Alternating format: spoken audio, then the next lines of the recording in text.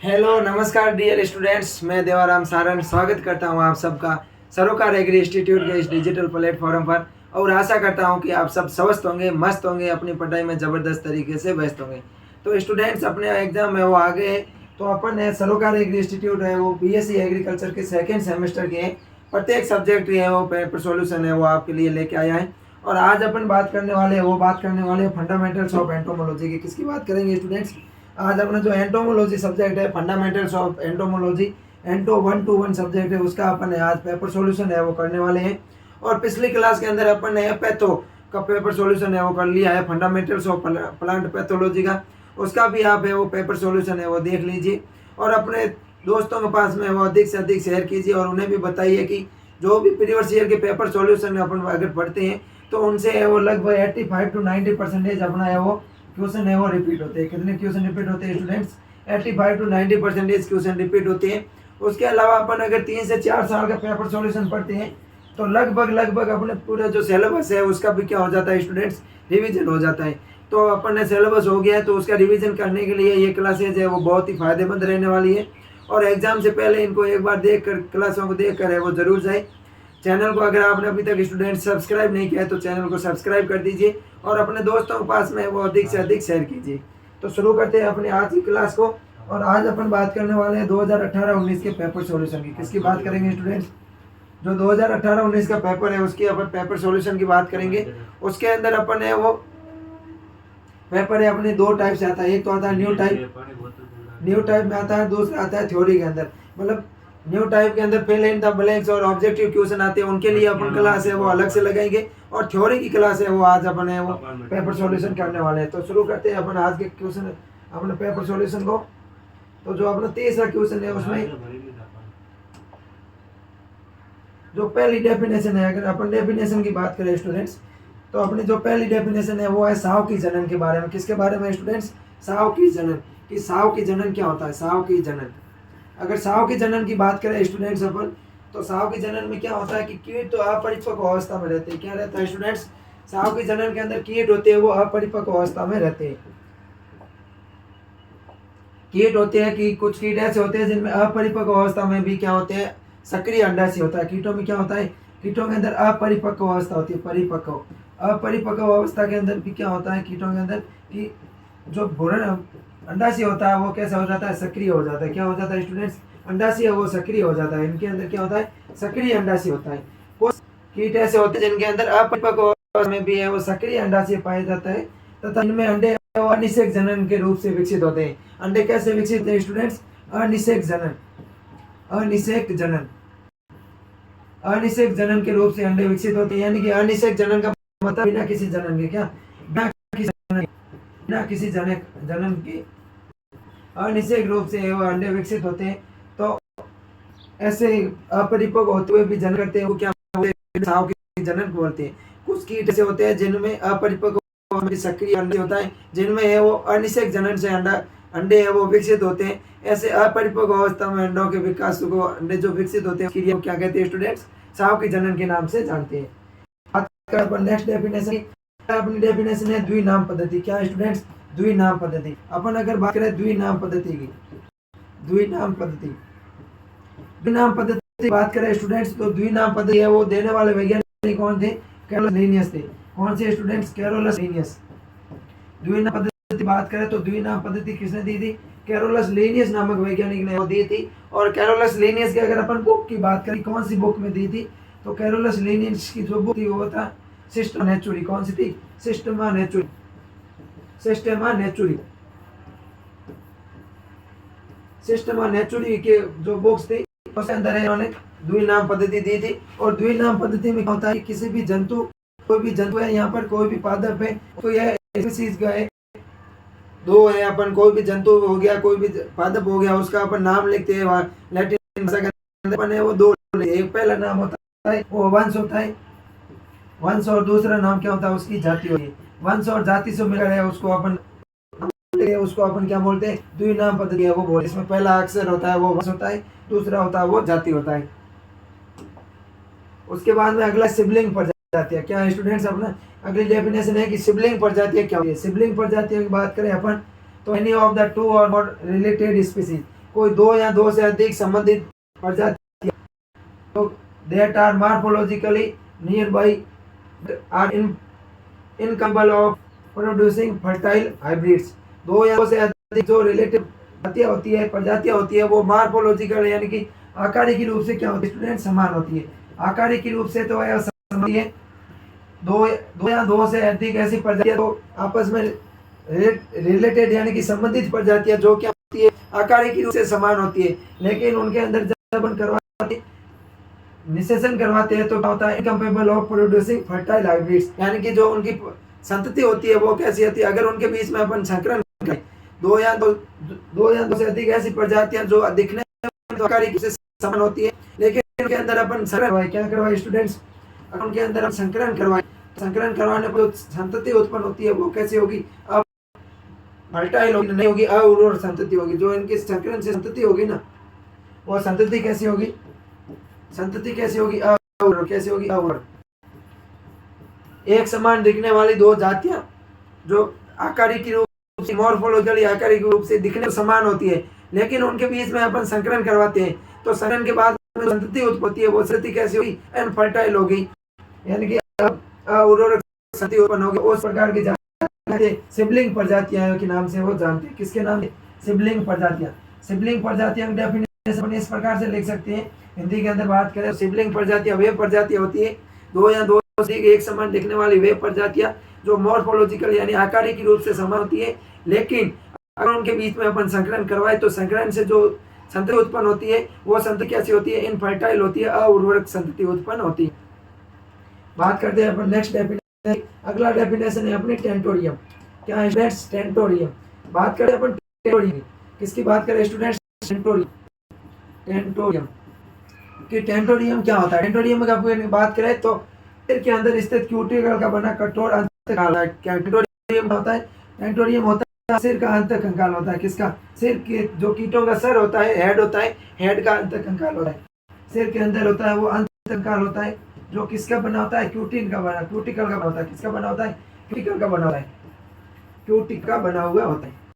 जो कीटों के सेल होते हैं सेल के अंदर जो अंतकंकाल होता है क्यूटिकल का बना हुआ कठोर होता है और यह मस्तिष्क को आधार प्रदान करने का कार्य करता है। इसका कार्य है मस्तिष्क को आधार प्रदान करना। जो अपना मस्तिष्क होता है कीटों का मस्तिष्क को क्या करेगा बेस प्रदान करेगा आधार प्रदान करने का वो कार्य होता है। तो टेंटोरियम क्या होता है कि कीटों के शरीर में पाए जाने वाला अंतकंकाल ये कठोर होता है अंतकंकाल ये कठोर अंतकंकाल होता है जिसको अपन टेंटोरियम कहते हैं। तो टेंटोरियम होता है। अगला है पंख सिरा विन्यास। क्या है स्टूडेंट्स पंख सिरा विन्यास। अगली डेफिनेशन क्या है स्टूडेंट्स पंख सिरा विन्यास कि पंख सिरा विन्यास क्या होता है। पंख सिरा विन्यास पंख सिरा विन्यास की बात करें स्टूडेंट्स तो पंखों को शरीर की दीवारों के दोहरे स्तर पर विस्तार किया जाता है। जो कीटों के शरीर होती है उनके दोहरे स्तर पर विस्तार किया जाता है जिनमें पृष्ठीय और उदर रेखा की परत होती है। पंख क्या पृष्ठीय रेखा होती है उसकी परत होती है और जो पंखों के संरचना विकसित करती है जो क्या होती है पृष्ठ और उदर रेखा की समान संरचना होती है जो पंखों की समान संरचना विकसित करती है उसको पंख सिरा विन्यास कहते हैं। पंखों के अंदर जो सिरा विन्यास पाया जाता है उसको पंख सिरा विन्यास कहते हैं। अगला है अपना अंतर।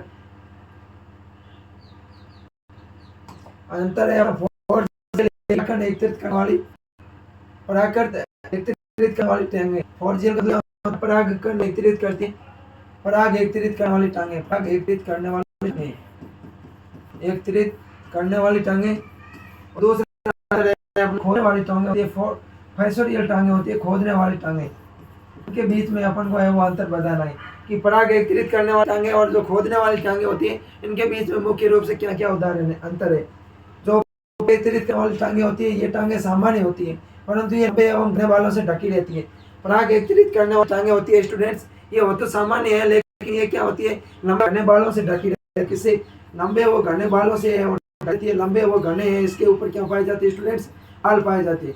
बाल क्यों पाए जाते हैं ताकि वो किसी भी फूल पर बैठे तो वो फूल के जो पराग से परागकण है वो उसकी जो टांगे है उस पर जाके एकत्रित हो इसके लिए वो क्या पाई जाती है उसके ऊपर घने बाल पाए जाते हैं। जबकि खोदने वाली टांगे मोट होती है और होती है खोदने वाली टांग होती है वो होती है मोटी और शक्तिशाली होती है टीबिया चपटी एवं चौड़ी होती है। जो पराग एकत्रित करने वाली टांगे होती है ना स्टूडेंट्स, पराग एकत्रित करने वाली, पराग एकत्रित करने वालों की अगर अपन टांगों में टीबिया की बात करें तो टीबिया कैसी होती है? पराग एकत्रित करने वाली टांगों की टीबिया होती है वो मोटी और चपटी होती है। कैसी होती है?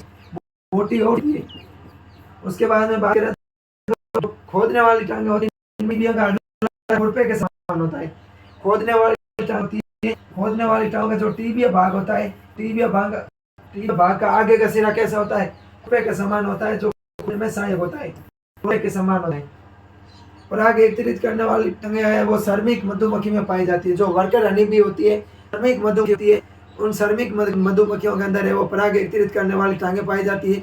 क्योंकि श्रमिक मधुमक्खी जब मकरंद एकत्रित करने जाएगी फूलों से, जो मकरंद एकत्रित करने जाएगी तो वहां पर उनमें परागकण एकत्रित करने वाली टांग होती है, जिससे परागकण हो जाता है, पर परागण हो जाता है। और ये टांगे हैं वो मधुमक्खी में वो नहीं पाई जाती है। ये टांगे मुख्य रूप से ग्रास के अंदर इनमें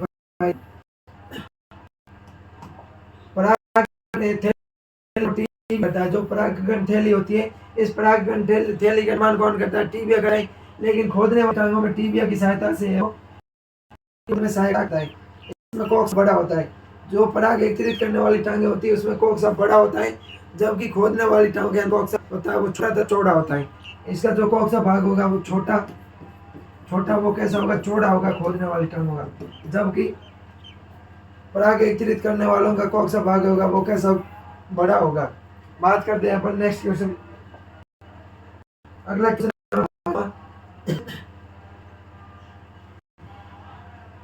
पांचवा क्वेश्चन क्या है स्टूडेंट्स? में संक्षेप में टिप्पणी लिखी। पहला है कीट शल्य की संरचना, यानी क्यूटिकल के बारे में बताना है। किसकी बताना है? क्यूटिकल की संरचना बारे में अपन को बताना है। क्यूटिकल की संरचना, कीटों की जो क्यूटिकल की संरचना है, उस कीटों की क्यूटिकल की संरचना के बारे में अपन को है वो बताना है। कीटों की क्यूटिकल संरचना की बात करो तो शरीर भित्ति में आंतरिक कोशिका परत एपिडर्मिस तथा बाह्य अकोशिकीय परत क्या होती है? क्यूटिकल होती है। जो कीटों का शरीर होता है, शरीर परत होती है जो कैसी होती है? कोशिकीय होती है। वो तो कौन सी होती है? एपिडर्मिस होती है। कौन सी होती है? एपिडर्मिस। आंतरिक कोशिकीय परत तो कैसी है स्टूडेंट्स? एपिडर्मिस है। जबकि बाह्य अकोशिकीय परत होती है वो कौन सी होती है? क्यूटिकल होती है। बात करते हैं अपन क्यूटिकल की। क्यूटिकल की बात करें तो ये तीन उप परतों की तुलना में बाहरी अकोशिकीय परत होती है। क्यूटिकल की अगर अपन बात करें फ्रेंड्स तो ये जो तीन उप परतीय संरचना होती है उसमें वो सबसे बाहरी परत होती है। तीन उप परतीय कौन कौन सी? एंडोक्यूटिकल, एक्सोक्यूटिकल और एपिक्यूटिकल। कौन सी? एंडोक्यूटिकल, एक्सोक्यूटिकल और एपिक्यूटिकल तीन परत होती है। इनमें से सबसे बाहरी परत होती है वो क्यूटिकल की होती है। एंडोक्यूटिकल की मैं बात करूं, अब एंडोक्यूटिकल कौन सा? जो क्यूटिकल है इसके तीन परत होती है। पहली है एंडोक्यूटिकल। एंडोक्यूटिकल की बात करें तो ये दूसरी परत तुलना आंतरिक और सब पतली परत होती है। एंडोक्यूटिकल होती है वो सबसे आंतरिक परत होती है। क्या होती है स्टूडेंट्स? सबसे आंतरिक परत होती है। एंडोक्यूटिकल की में जो तीन क्यूटिकल होती है उनसे एंडोक्यूटिकल होती है वो सबसे आंतरिक परत होती है तथा कैसी होती है? पतली परत होती है, तथा पतली परत है, सबसे आंतरिक और परत होती है। काइटिन और आर्थ्रोपोडिन से बना होता है। किसका बना होता है? जो एंडोक्यूटिकल होता है, एंडोक्यूटिकल काइटिन की बनी होती है। किसकी बनती है स्टूडेंट्स? एंडोक्यूटिकल काइटिन वो एंडोक्यूटिकल किसकी बनी होती है? काइटिन की बनी होती है। और किसकी बनी होती है? आर्थ्रोपोडिन बनी होती है। काइटिन वो आर्थ्रोपोडिन की बनी होती है। आर्थ्रोपोडिन की वो बनी होती है। ये परत रंगहीन, नरम और लचीली होती है। कैसी होती है? रंगहीन होती है। इसके अंदर कोई विशेष रंग नहीं है, रंगहीन होती है, लचीली होती है, नरम होती है और कैसी होती है? लचीली होती है। ये अपन को ध्यान रखना है एंडोक्यूटिकल के बारे में। एंडोक्यूटिकल है वो सबसे आंतरिक परत होती है और ये कैसी होती है? पतली परत होती है। अपन को ध्यान रखना। उसके अलावा अपन को बताना है कि ये परत काइटिन और आर्थ्रोपोडिन की बनी होती है। जो एंडोक्यूटिकल है वो किसकी बनी होती है? काइटिन और आर्थ्रोपोडिन बनी होती है।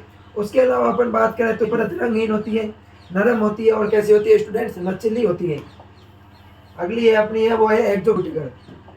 एक्सोक्यूटिकल अगली परत कौन सी है स्टूडेंट्स? अपनी एक्सोक्यूटिकल। एक्सोक्यूटिकल की बात करें स्टूडेंट्स अपन तो एक्सोक्यूटिकल है ये बाहरी परत काइटिन और स्क्लेरोटिन की संरचना के साथ में बहुत मोटी परत होती है। जो एक्सोक्यूटिकल है ये कैसी होती है? बाहरी परत होती है और काइटिन और स्क्लेरोटिन से बनी होती है। क्या इसके साथ? काइटिन काइटिन और स्क्लेरोटिन की संरचना के साथ में बहुत मोटी परत होती है। किसकी होती है? काइटिन और स्क्लेरोटिन। काइटिन और स्क्लेरोटिन की है ये संरचना बनी हुई रहती है। उसके बाद में हम बात करते हैं और आगे एक्सोक्यूटिकल के बारे में। तो रंग में गहरी और कठोर होती है। जो एक्सोक्यूटिकल होती है ये रंग के अंदर कैसी होती है स्टूडेंट्स? गहरी होती है और कैसी होती है? कठोर होती है। उसके बाद में जो अगली परत आती है वो आती है एपिक्यूटिकल। कौन सी आती है?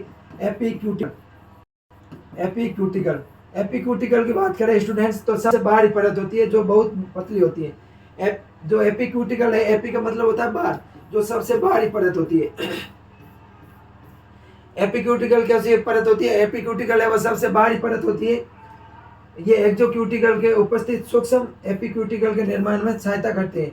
जो एक्सोक्यूटिकल होती है, एक्सोक्यूटिकल के अंदर जो उपस्थित सूक्ष्म रंध्र होते हैं, ये सूक्ष्म रंध्र ही एपिक्यूटिकल के निर्माण में सहायता प्रदान करते हैं। अब अगला है अपना फंक्शन ऑफ क्यूटिकल। क्यूटिकल के कार्य शरीर की सुरक्षा करती है। क्या करती है स्टूडेंट? शरीर की अवस्था प्रदान करती है, शरीर को सुरक्षा प्रदान करती है। कीटों के शरीर को आकार को बनाए रखती है। जो कीटों का शरीर होता है इस शरीर के आकार को है वो बनाए रखती है क्यूटिकल। उसके अलावा इसके आंतरिक अंगों की सुरक्षा करती है। जो क्यूटिकल है वो कीटों के शरीर के आंतरिक अंगों की सुरक्षा करती है। शरीर को बाहरी वातावरण के अनुकूल बनाती है। क्या करती है? शरीर को है वो जो बाहरी वातावरण होता है उसके है वो अनुकूल बनाती है। शरीर से पानी को सोखती है। क्या करती है स्टूडेंट्स? शरीर से पानी को सोखने का है वो कार्य करती है।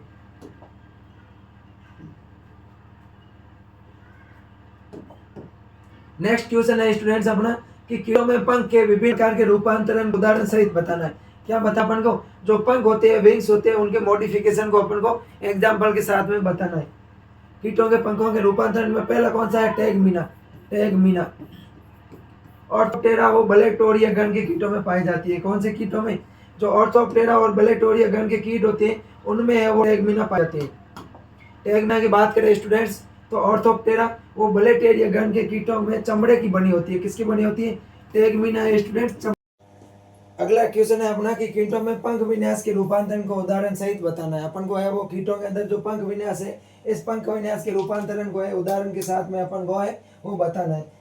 तो पंखों के रूपांतरण की अगर अपन बात करें स्टूडेंट्स, जो कीटों के अंदर पंख होते हैं उनमें किस किस प्रकार का रूपांतरण होता है उनके बारे में अपन को है वो बताना है। तो इसमें पहला रूपांतरण है वो है टैगमीना। कौन सा स्टूडेंट्स? टैगमीना।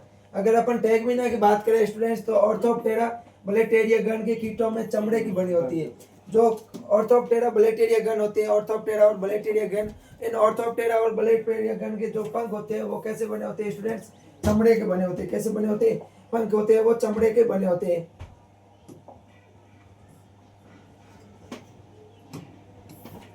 और बग्स पर भी हेमिलेट्रा की तरह टैगमीना पीसे के नाजुक पंखों की रक्षा करने में मदद करता है। जो टैगमीना है वो पीसे के नाजुक पंखों की है वो रक्षा करने में मदद करता है।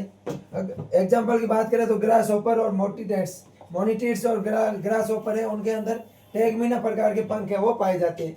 उसके बाद में अगले पंख है वो है स्टूडेंट्स इलाइट्रा। कौन से पंख है? इलाइट्रा। इलाइट्रा के पंखों की अगर अपन बात करें स्टूडेंट्स तो बीटल के कठोर भारी स्क्लेरोइड फोरविंग्स होते हैं।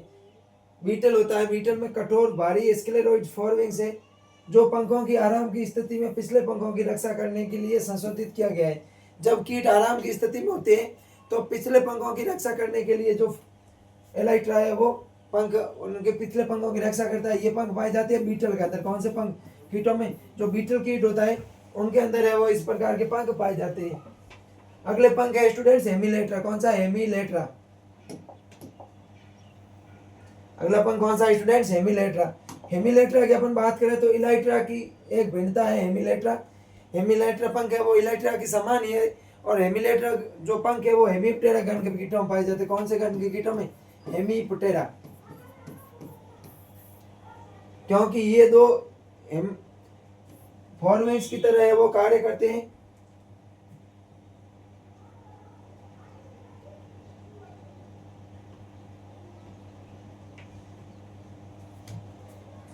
ये वो फॉरविंग्स को है वो हेमिलेट्रेस कहा जाता है और ये होते हैं 2/3 कठोर होते हैं और जबकि बाहरी भाग कैसा होता है? झिल्लीदार होता है। ये पंख कैसे होते हैं? 2/3 भाग की अगर मैं बात करूं तो 2/3 पंख कैसे होता है?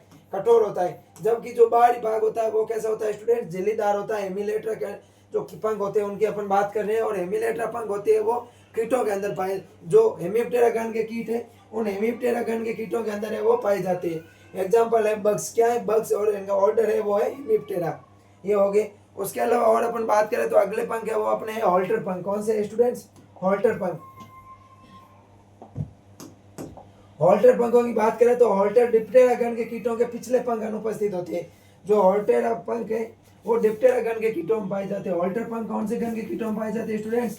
हॉल्टर पंख है वो डिप्टेरा गण के कीटों में पाए जाते हैं। और डिप्टेरा गण के कीटों में जो पिछले पंख होते हैं वो अनुपस्थित होते हैं।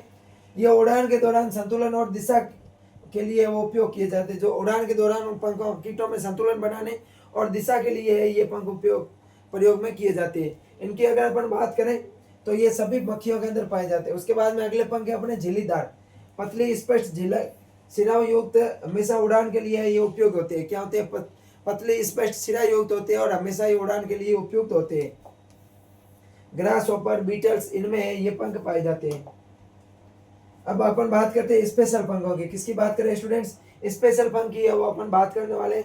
अगर मैं स्पेशल पंख की बात करूं स्टूडेंट्स तो स्पेशल पंख क्या होते हैं कि ये विंग्स पतले और झिल्लीदार होते हैं। इनमें क्या होते हैं? ये पंख होते हैं ये पतले और झिल्लीदार होते हैं, लेकिन इनकी जो बाहरी सतह होती है उनके ऊपर जो विष युक्त झिल्ली पाई जाती है, ये होता है इनका स्पेशल पंख। स्पेशल पंख में विंग्स क्या होते हैं? पतले और झिल्लीदार होते हैं, लेकिन सभी एक विषैली सतह के साथ में कवर रहते हैं। क्या पाई जाती है? एक विषैली परत पाई जाती है, विषैली सतह पाई जाती है। और ये पंख पाए जाते हैं बटरफ्लाई या तितली के अंदर। किसके अंदर?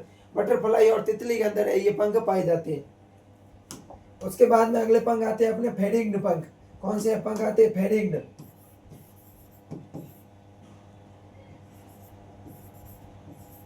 अगले पंख आते हैं अपने फेरिंग्ड।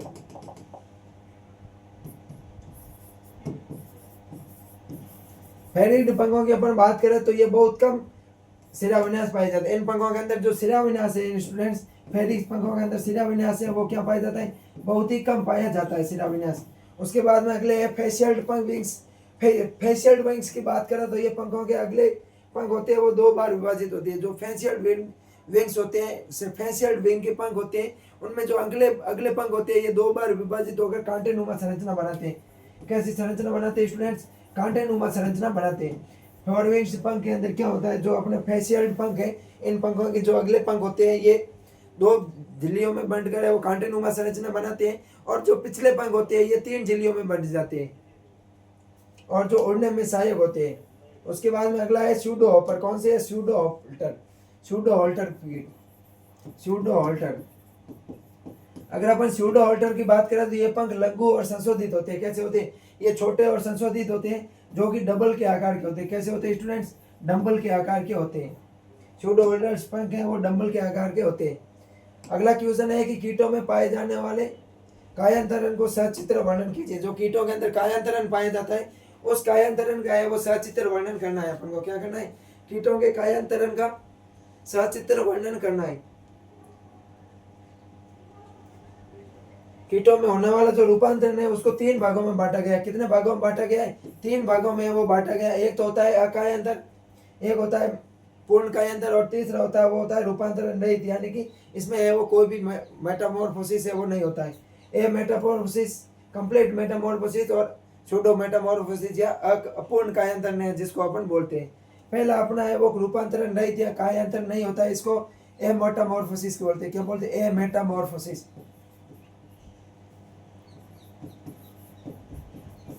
ए मेटामॉर्फोसिस। ए मेटामॉर्फोसिस की अपन बात करें तो इस प्रकार के रूपांतरण में कीट की कायांतरण अवस्था से नहीं गुजरते। जो ए मेटामॉर्फोसिस होता है या फिर अपूर्ण, जिसको अपन कायांतरण रहित बोलते हैं, इसमें कीट है वो किसी भी रूपांतरण से वो नहीं गुजरते हैं।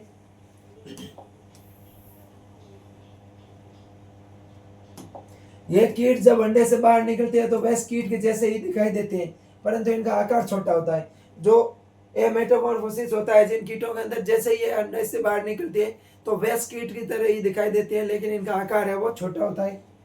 उनके बाद में ये वृद्धि करते हैं, तब तक वृद्धि करते हैं जब तक पूर्ण रूप से ये प्रजनन अंगों का विकास न हो जाए। जैसे सिल्वर फिश हो गया। सिल्वर फिश की अगर अपन बात करें तो सिल्वर फिश के अंदर कौन सा कायांतरण पाया जाता है? सिल्वर फिश के अंदर ए मेटामॉर्फोसिस है वो स्टूडेंट्स पाया जाता है। अगला है अपना साधारण कायांतर या इनकम्प्लीट मेटामॉर्फोसिस। अगला कौन सा है अपना इनकम्प्लीट,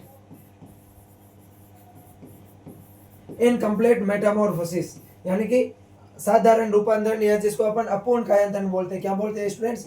अपूर्ण कायांतरण, अपूर्ण कायांतरण। इस प्रकार के रूपांतरण वाले कीटों के जीवन चक्र में अंडा, निम्फ, वयस्क शामिल होते हैं। क्या होते हैं? अंडा, निम्फ और वयस्क शामिल होते हैं। क्या होते हैं स्टूडेंट्स? अंडा, निम्फ और वयस्क वो शामिल होते हैं। निम्फ में पंख नहीं पाए जाते। निम्फ के अंदर जो निम्फ अवस्था होती है, निम्फ के अंदर क्या नहीं पाए जाते? पंख है वो नहीं पाए जाते,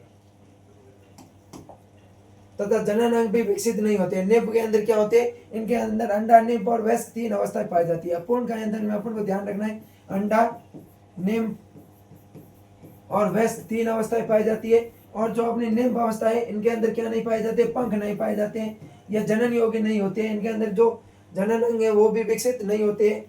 ये परंतु प्रौढ़ कीट जैसा ही दिखाई देता है। जो निम्फ होता है वो कैसा दिखाई देता है? वयस्क कीट के समान ही दिखाई देता है। लेकिन निम्फ के अंदर क्या होता है? पंख नहीं होते और इनके जो जनन अंग होते हैं वो विकसित नहीं होते। निम्फ है और निरंतर निर्मोचन करता है। क्या करता है? निर्मोचन करता है। निर्मोचन क्या होता है? शरीर से वो क्यूटिकल आवरण को हटाता रहता है, निर्मोचन करता है, और निर्मोचन के बाद में वो वयस्क या प्रौढ़ कीट के अंदर बदल जाता है। इस प्रकार के रूपांतरण में प्यूपा अवस्था अनुपस्थित होती है। जो अपूर्ण कायांतरण होता है, अपूर्ण कायांतरण के अंदर प्यूपा अवस्था होती है वो अपूर्ण होती है, जो अनुपस्थित होती है। जो प्यूपा अवस्था होती है, प्यूपा स्टेज, प्यूपा स्टेज है वो अपूर्ण कायांतरण या इनकम्प्लीट मेटामॉर्फोसिस के अंदर अनुपस्थित होती है। ये माई फ्लाई, डाइगोन फ्लाइज और स्टोन फ्लाइज के अंदर अपूर्ण कायांतरण पाया जाता है। माई फ्लाइज, ड्रैगन फ्लाइज और स्टोन फ्लाइज है, इनके अंदर अपूर्ण कायांतरण पाया जाता है। फिर है अपना कंप्लीट मेटामॉर्फोसिस। क्या है स्टूडेंट्स? Complete, complete Metamorphosis.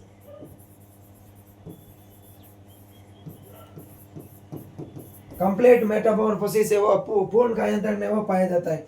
इन कीटों के जीवन चक्र में 4 चरण शामिल है। कितने चरण शामिल है? कंप्लीट मेटामॉर्फोसिस में 4 चरण शामिल है। कौन कौन से? अंडा, लार्वा, प्यूपा और वयस्क। कौन सा है?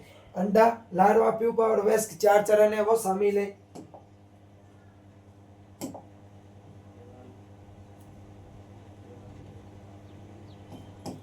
लार्वा कीट की शरीर की रचना तथा कीट की आदत दोनों से भिन्न होती है। जो लार्वा स्टेज होती है इनके अंदर, वो लार्वा अवस्था होती है, वो कीट की शरीर रचना यानी कि मॉर्फोसिस, मॉर्फोलॉजी और आदत, इनकी जो हैबिट होती है उनके दोनों से वो भिन्न होता है। लार्वा में वक्षीय व उदरीय दोनों टांगे उपस्थित होती है। वक्षीय और उदरीय टांगे उपस्थित होती है और कभी कभी ये अनुपस्थित भी हो सकती है। वयस्क कीट में केवल वक्षीय पैर पाए जाते हैं। वयस्क कीट होते हैं उनके अंदर केवल वक्ष के अंदर ये 3 जोड़ी टांगे पाई जाती है, उदर के अंदर वो टांगे नहीं पाई जाती है। इस प्रकार के रूपांतरण में कीट प्यूपा अवस्था में पंखों का निर्माण करते हैं, इसलिए इनको अंतरपंखीय कहते हैं। इस प्रकार का जो रूपांतरण होता है कंप्लीट मेटामॉर्फोसिस, इसकी जो प्यूपा अवस्था होती है, उस प्यूपा अवस्था में कीट है वो पंखों का निर्माण करते हैं, इसलिए इसको है वो अपन अंतरापंखीय भी कहते हैं। क्या कहते हैं? अंतरापंखीय कहते हैं। ऑर्डर है न्यूमेटाफोरा, कैलियोप्टेरा, लेपिडोप्टेरा। इस प्रकार के गण के कीटों के अंदर है वो पूर्ण कायांतरण पाया जाता है।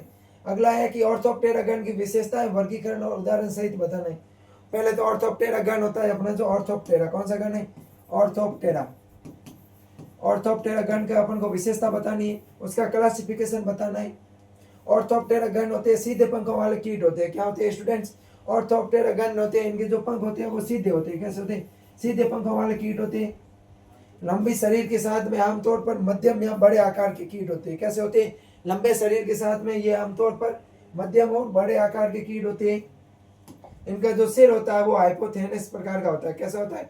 हाइपोथेनस और प्रोथेनस प्रकार का होता है।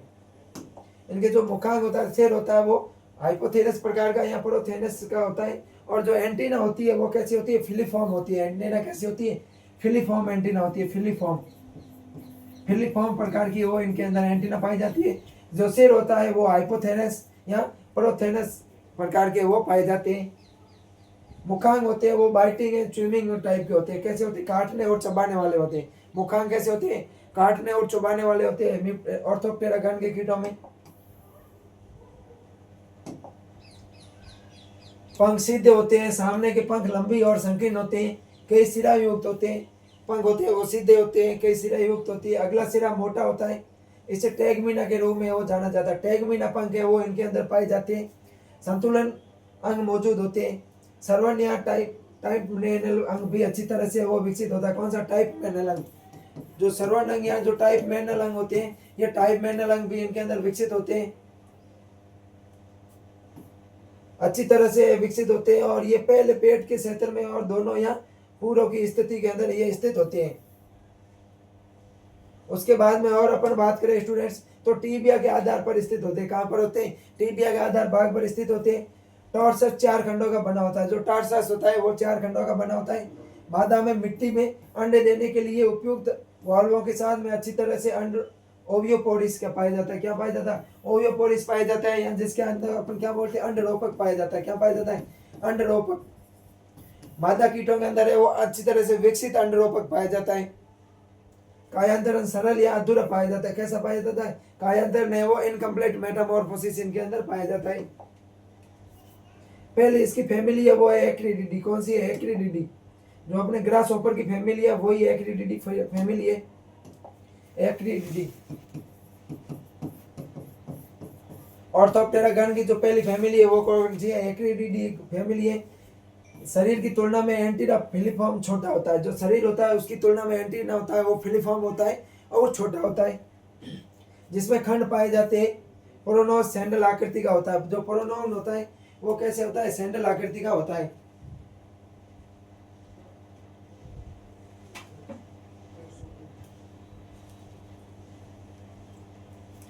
ऑस्ट्री अंग जो उदर के प्रथम खंड के दोनों तरफ स्थित होते हैं। जो ऑस्ट्रिया अंग होते हैं, ऑस्ट्रिया अंग उदर के प्रथम खंड में है वो दोनों तरफ है वो स्थित होते हैं। पिछले पैर कूदने के लिए रूपांतरित हो जाते हैं। टॉर्सस खंडों युक्त होती है। जो टांगे होती है इनके पिछले पैर होते हैं वो कैसी होती है? कूदने वाली टांगे पाई जाती है। कौन सी? कूदने वाली टांगे पाई जाती है, यानी जो जंपिंग टाइप टांगे वो पाई जाती है। वॉल्व छोटा वो घुमावदार होता है। एग्जाम्पल है इसका ग्रासहॉपर। अगला है वो है क्राइसलिडी। कौन सा है फैमिली? अगली फैमिली है वो है क्राइसलिडी फैमिली। टॉर्सस 4 खंडों में विभक्त होता है। इनके अंदर टॉर्सस है वो 4 खंडों में होता है। ओविपोजिटर पतला और सुई की तरह होता है। जो ओविपोजिटर होता है स्टूडेंट्स, कौन सा? ओविपोजिटर। ओविपोजिटर का मतलब होता है अंडरोपक। ओविपोजिटर, ओविपोजिटर या अंडरोपक। अंडरोपक होता है वो कैसा होता है स्टूडेंट्स? अंडरोपक होता है वो पतला होता है। अंडरोपक सुई की तरह होता है। अगले पंख शरीर के किनारों को कवर करने के लिए नीचे की ओर झुके हुए रहते हैं। एग्जाम्पल है क्राइसिलस स्पीसीज। जो क्राइसिलस स्पीसीज है उनके अंदर ये पाए जाते हैं। उसके बाद में अगला क्वेश्चन है अपना, कृषि महत्वपूर्ण कीटों के गणों के नाम लिखिए। कृषि के महत्वपूर्ण कीटों के गणों के नाम लिखने और लेपिडोप्टेरा अथवा हेमिप्टेरा गण के लक्षणों को बताते हुए कुटुंबों के गुण को उदाहरण सहित लिखिए। लेपिडोप्टेरा और हेमिप्टेरा गण को लिखना है और उनके जो फैमिली है उनको अपन को वर्गीकरण करना है। उनका उदाहरण के साथ में फैमिली को लिखना है।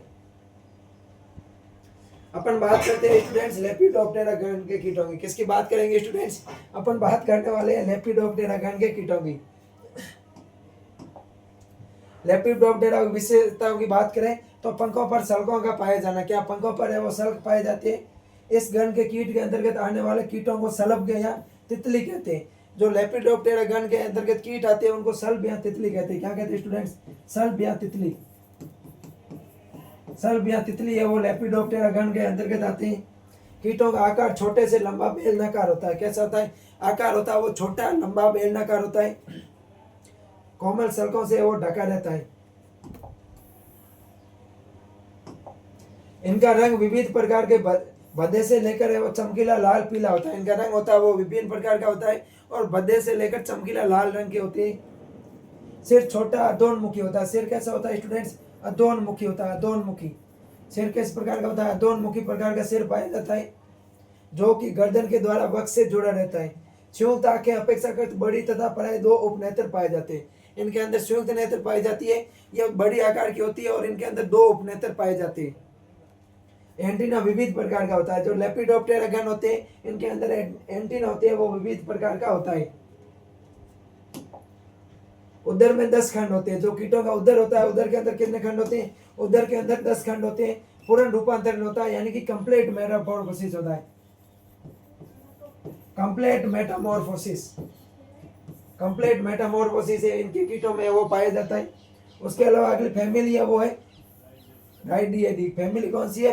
राइडियडी फैमिली है नर्व।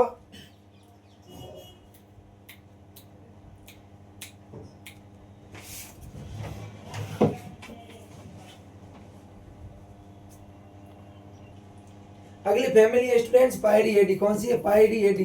पायरियडी फैमिली की है वो अपन बात करेंगे। इसमें नर और मादा सभी टांगे पूर्ण विकसित तथा एक सी होती है। पायरियडी के अंदर क्या होता है? नर और मादा की जो सभी टांगे हैं वो पूर्ण विकसित होती है तथा एक समान रूप से वो दिखाई देती है। टांगों पर नाखून दंत युक्त संरचनाएं पाई जाती है। जो टांगे होती है टांगों पर नाखून के समान दंत युक्त संरचनाएं वो पाई जाती है। जो टांगे होती है कि स्टूडेंट्स टांगों के ऊपर क्या होती है? नाखून नुमा दंत युक्त संरचनाएं वो पाई जाती है। इसके अलावा लंबे तथा शरीर विविध प्रकार के सीटी होते हैं। क्या होते हैं? जो टांगे होते हैं लंबे प्रकार की और शरीर होते हैं ये विविध प्रकार के सीटे युक्त है वो होती है। अगला है पेपिलियोनियडी। कौन सा है? पेपिलियोनियडी। अगली फैमिली कौन सी है? पेपिलियोनियडी। पेपिलियोनियडी। अगली फैमिली कौन सी है स्टूडेंट्स? पेपिलियोनियडी। अगर मैं पेपिलियोनियडी की बात करूं तो पेपिलियोनियडी में क्या होता है स्टूडेंट्स कि इनके पिछली जोड़ी पंख के पिछले किनारों पर स्तर होते हैं। इसके दो उदाहरण है वो है बटरफ्लाई वगैरह। फिर है नोक्टियूडी। कौन सी है? नोक्टियूडी। अगली फैमिली है नोक्टियूडी। नोक्टियूडी क्या होते हैं? ये प्रकाशग्राही और रात्रिचर प्राणी होते हैं। नोक्टियूडी कैसे होते हैं? रात्रिचर प्राणी होते हैं और प्रकाशग्राही होते हैं। कैसे होते हैं? प्रकाशग्राही और रात्रिचर प्राणी होते हैं।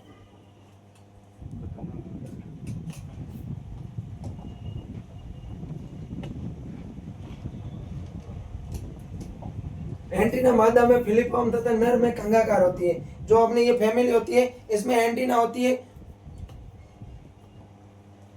इसमें एंटीना होती है वो कैसी होती है? जो मादा होती है मादा के अंदर फिलिपॉम होती है जबकि नर के अंदर कंगाकार होती है। कैसी होती है? नर के अंदर एंटीना होती है वो कैसी होती है स्टूडेंट्स? कंगाकार होती है। हेलिकोर्पा आर्मीजेरा के अंदर है जो नोक्टियूडी फैमिली है वो हेलिकोर्पा आर्मीजेरा का जो कीट है उनका जो फैमिली है वो नोक्टियूडी फैमिली है। अगला है साइप्रिडियडी। इनकी अगर अपन बात करें तो नर कीटों में एंटीना बालों से ढकी हुई होती है। जो नर कीट होते हैं इनके अंदर एंटीना होती है वो बालों से ढकी हुई रहती है। अगला है पायरिडियडी। कौन सी फैमिली है स्टूडेंट्स? अगली फैमिली है अपनी पायरिडियडी। पायरिडियडी। पायरिडियडी की मैं बात करूं मैक्सिकल्स पल्प तथा लेबियल पल्प दोनों ही विकसित होते हैं। क्या होते हैं? इनके अंदर होते हैं वो मैक्सिलरी पल्प तथा लेबियल पल्प होते हैं। ये दोनों ही विकसित होते हैं। और अपन बात करें तो इसमें पेडी स्टेम बोर्डर होता है जो धान का जो तना छेदक होता है वो कीट होता है। और अपन बात करें तो इनके अंदर ज्वार स्टेम बोर्डर कीट होते हैं उनमें भी है इस प्रकार के ये कीट होते हैं। वो कौन से फैमिली के होते हैं? पायरिलियडी फैमिली के होते हैं।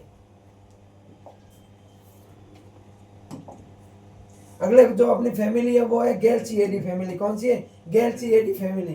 कीट की पिछली टीबिया पर कड़े बाल पाए जाते हैं। इन फैमिली में क्या पाए जाते हैं? जो कीट की जो पिछली टांगे होती हैं पिछली टांगों जो टीबिया होती है उन पर है वो गहरे और कले जो कड़े होते हैं यानी कि सख्त बाल पाए जाते हैं। कैसे पाए जाते हैं? सख्त बाल पाए जाते हैं। अगली फैमिली है वो है आरटीएडी। कौन सी फैमिली है स्टूडेंट्स? अगली फैमिली है वो है आरटीएडी। इनमें क्या होते हैं? लार्वा रोम युक्त होते हैं। कैसे होते हैं? इनके अंदर लार्वा होते हैं वो रोम युक्त होते हैं। इनकी अपन बात करें तो बोमियडी अगली फैमिली है। उसके अलावा अगली फैमिली है बोमियडी। इनमें क्या होता है? जो कीट होता है वो प्यूपा में बदलने से पहले चारों और रेशम का एक कोया बनाते हैं यानी कि रेशम का क्या बनाते हैं? कोकोन का निर्माण करते हैं। रेशम के चारों तरफ एक कठोर आवरण का है वो निर्माण करते हैं। प्रौढ़ कीट भोजन नहीं करते। शहतूत का रेशम कीट हो गया इसका उदाहरण। इसमें प्रौढ़ कीट है वो भोजन नहीं करते। उसके बाद में अगला गण है वो है हेमिप्टेरा गण। कौन सा स्टूडेंट्स? हेमिप्टेरा गण। हेमिप्टेरा गण की अगर अपन बात करें स्टूडेंट्स हेमिप्टेरा गण की बात करें नेक्स्ट क्वेश्चन है स्टूडेंट्स के कीटों में पाए जाने वाले विभिन्न मुखांगों के नाम लिखिए और काटने वो चबाने वाले जो मुखांग होते हैं उनको भोजन ग्रहण करने की विधि को चित्र सहित है वो अपन को समझाना है। इसमें क्या करना है? विभिन्न कीटों के वो मुखांगों के नाम लिखने। तो पढ़ते हैं अपन कीटों के मुखांग। इंसेक्ट माउथ पार्ट्स की अगर बात करें तो भोजन के प्रकार एवं ग्रहण करने की विधि के अनुसार ही कीटों के अंदर है वो अलग अलग प्रकार के मुखांक पाए जाते हैं। विभिन्न प्रकार के विभिन्नताएं पाई जाती है। जो भोजन का प्रकार और भोजन की ग्रहण करने की विधि है, इसके आधार पर है वो कीटों के अंदर संरचनाएं होती है मुखांक की, वो अलग अलग होती है। मुखांक रूपांतरण के जितने उदाहरण कीट वर्ग में उतने अपन को और कहीं नहीं मिलेंगे। और अगर अपन इनके भागों की बात करें कीटों के, तो भाग कौन कौन से हैं? Labrum, labrum, mandibles, labrum, mandibles, maxillary, labium, हाइपोफेनिक्स।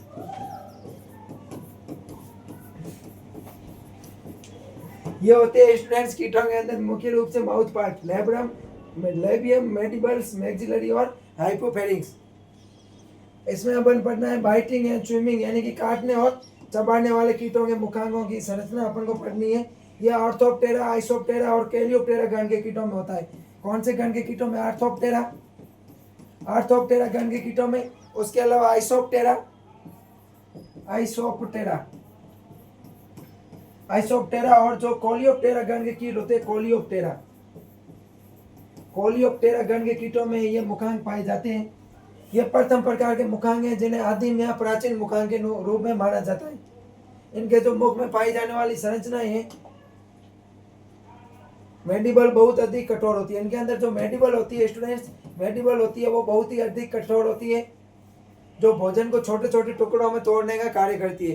काटने और चबाने वाले मुखांग होते हैं, इनके अंदर जो मैंडिबल होती है ये भोजन को छोटे छोटे टुकड़ों में काटने का है वो स्टूडेंट्स कार्य करती है।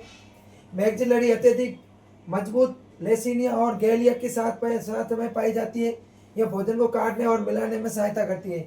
जो मैक्सिलरी होती है ये अत्यधिक मजबूत होती है, जो लेसिनिया और गैलिया के साथ साथ पाई जाती है। लेसिनिया और गैलिया संरचनाओं के साथ में पाई जाती है और ये भोजन को काटने और मिलाने में सहायता करती है।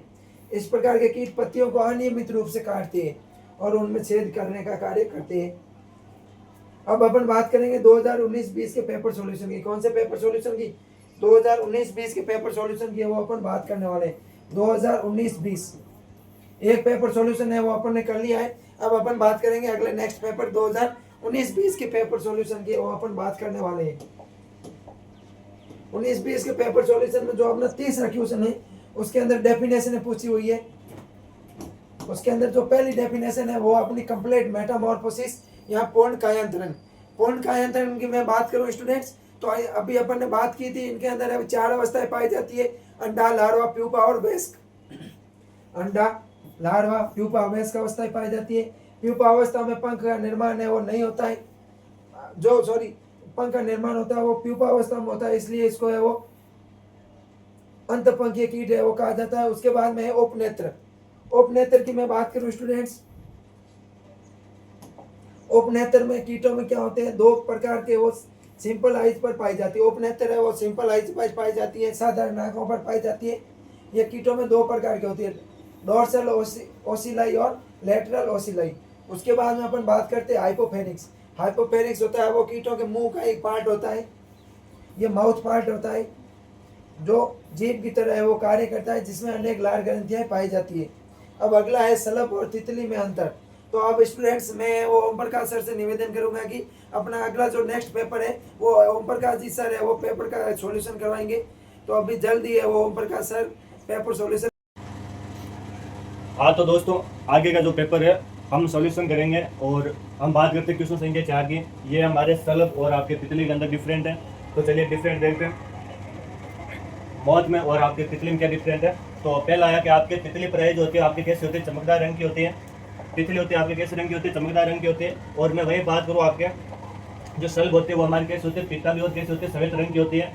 आगे हम बात करते हैं, ये आपके दिनचर होती है और आपकी जो होती है वो आपकी कैसे होती है? जो सल्ब होती है वो कैसे होती है? हमारी रात्रिचर होती है।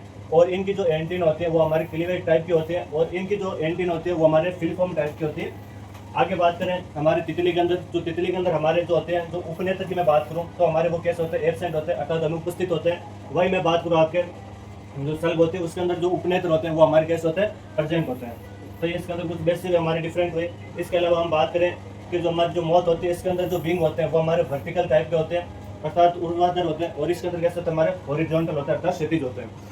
आगे हम बात करते हैं इसके जो अंडे होते हैं वो हमारे कैसे होते हैं बेलनाकार होते हैं, और इसके जो अंडे होते हैं वो हमारे कैसे होते हैं गोल, और कैसे होते हैं हमारे चपटे अंडे होते हैं। आगे डिफरेंट की बात करते हैं।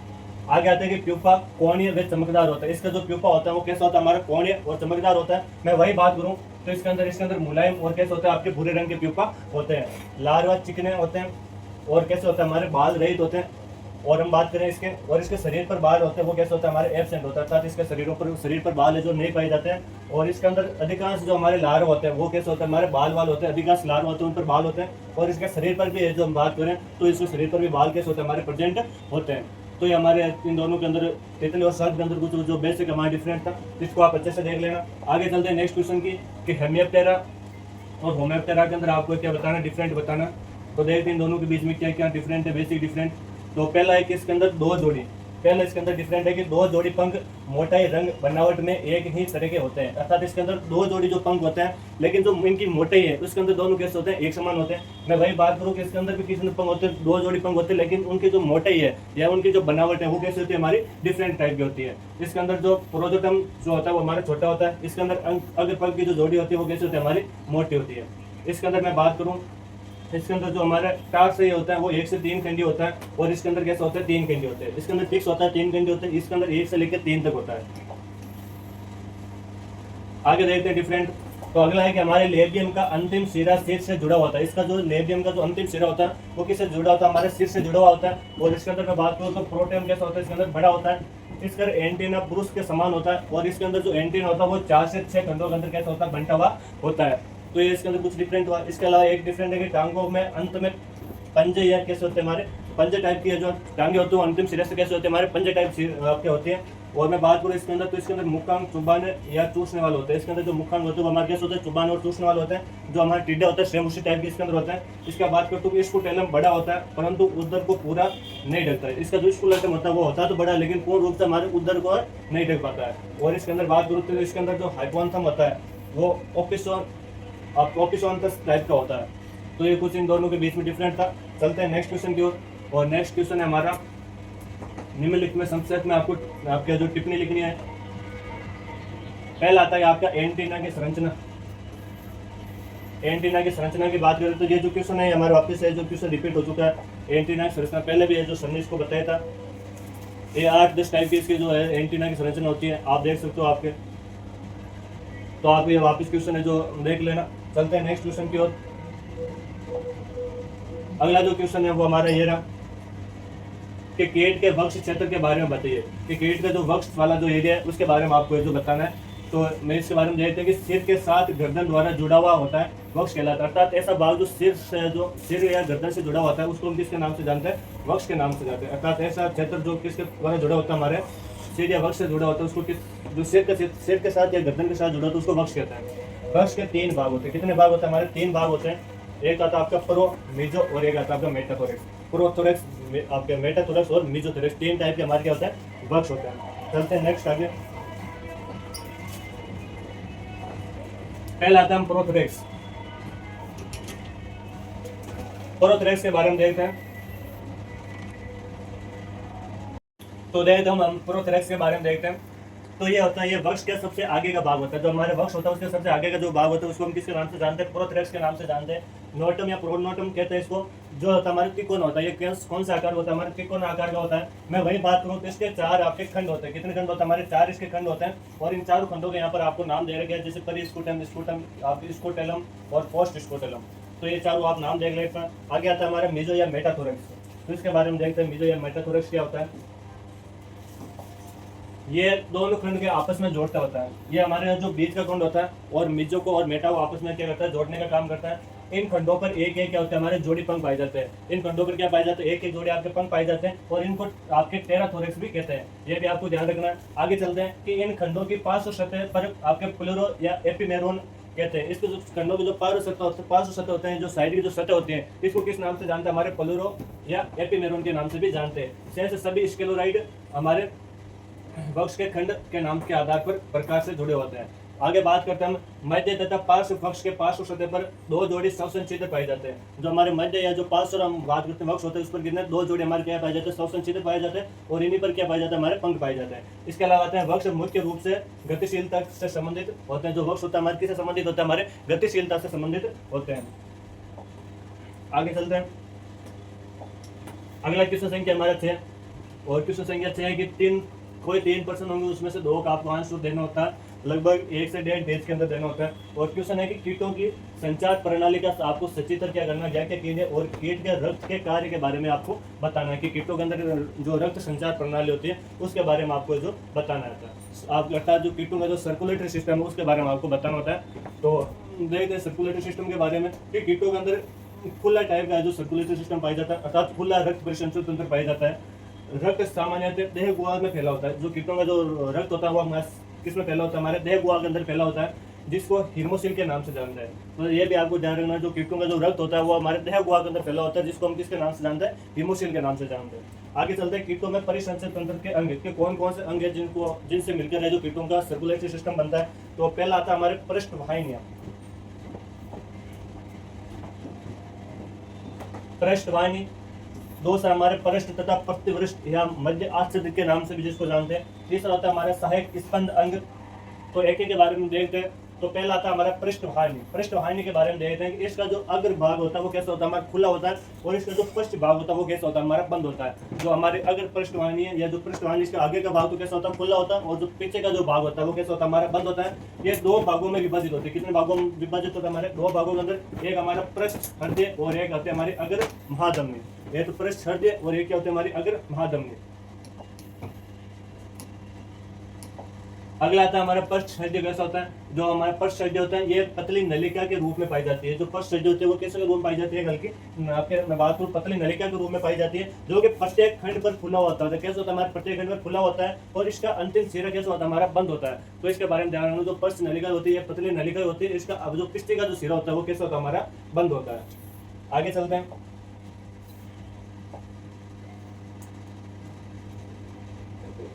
और मैं बात करूँ तो हृदय के, तो हृदय का जो प्रत्येक जो खुला हुआ भाग होता है वो क्या कहलाता है, आपका नीले कहलाता है। अर्थात जो हृदय का प्रत्येक खुला हुआ भाग होता है उसको किसके नाम से जानते हैं, नीले के नाम से जानते हैं। आगे चलते हैं।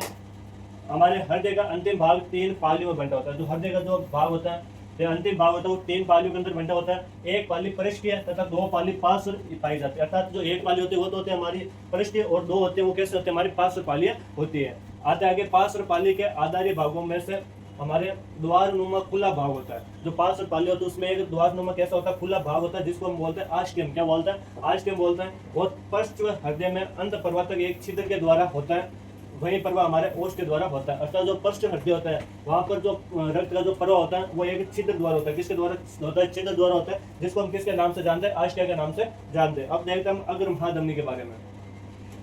अग्र महाधमनी क्या होती है, तो पृष्ठवाहिनी का अग्र भाग क्या कहलाता है, महाधमनी कहलाता है। मैं देखते हैं आगे कि जो पृष्ठवाहिनी होती है जिसका आगे का जो भाग होता है वो क्या कहलाता है, हमारा महाधमनी कहलाता है। ये एक सामान्य नलिका होती है। कैसे होती है, एक हमारी सामान्य नलिका टाइप की संरचना होती है, जो ऊपर के प्रथम खंड से शुरू होकर सिरे के अंत तक जाती है। जो सिरे के प्रथम खंड से तो शुरू होती है और कहाँ तक जाती है, अंत तक जाती है, और मस्तिष्क के नजदीक क्या करती है, खुलती है। आगे देखते हैं, ये शरीर के आपके मुख्य नाड़ी के तौर पर क्या करती है, कार्य करती है। जो नब्ज है जिसको नाड़ी बोलते हैं उसके रूप में यह महाधमनी क्या करती है, आपके कार्य करती है। आगे देखते हैं और कौन कौन से इसके अंदर अंग है जो भाग लेते हैं।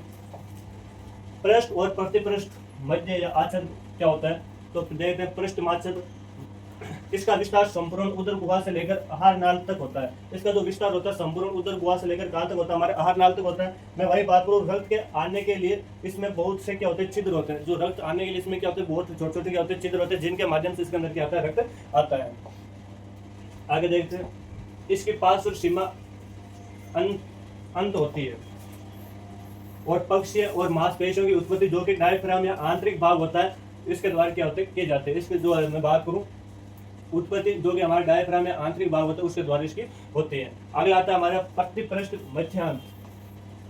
ये देखते हैं, ये टिड्डे में पाया जाता है। किस में पाया जाता है, टिड्डे में पाया जाता है। आगे देखते हैं, इसमें रक्त आपके पेरिरिज्म से मुख्य रूप से पेरिपिस आपके बात करूं पेरिविस्कस साइनस में जाता है, और इसके 3 भाग होते हैं। एक होता है हमारा पेरिकार्डियल, पेरिविस्करल और हमारा पेरीम्यूरल। इसके 3 क्या होता है हमारी ये भाग होते हैं, इनको देख लेना आप। इसके अलावा आगे देखते हैं अगला हमारा सहायक स्पंदन अंग। सहायक स्पंदन अंग क्या होता है? ये एक थैली के समान क्या होते हैं? संरचना होती है। किसके समान संरचना होती है? थैली के समान संरचना होती है, जो शरीर तथा हृदय की स्वतंत्र रूप से स्पंदन के साथ साथ समान रूप से प्रत्येक अंग तक क्या होते हैं? रक्त भेजती रहती है। मैं बात करूं आपके किसकी सहायक स्पंदन अंग की, तो ये एक हमारे किसके समान संरचना होती है? थैली के समान संरचना होती है, जो कि स्वतंत्र रूप से क्या भेजते हैं? प्रत्येक अंग तक क्या भेजते हैं? हमारे ब्लड या रक्त को क्या करते हैं? भेजते रहते हैं। आगे बात करते हैं एंटीना। तो एंटीना के आधार में एक स्पंदन अंग पाया जाता है। एंटीना का जो आधार होता है वहीं पर क्या पाया जाता है? एक स्पंदन अंग पाया जाता है, जिसे हम नलिका लगी होती है। जो स्पंदन अंग होता है उसके अंदर क्या लगी रहती है? नलिका लगी होती है। एंटीना के प्रत्येक अंग को स्वतंत्र आपके रक्त भेजने के लिए क्या करती है? कार्य करती है। आगे आता है रक्त के कार्य।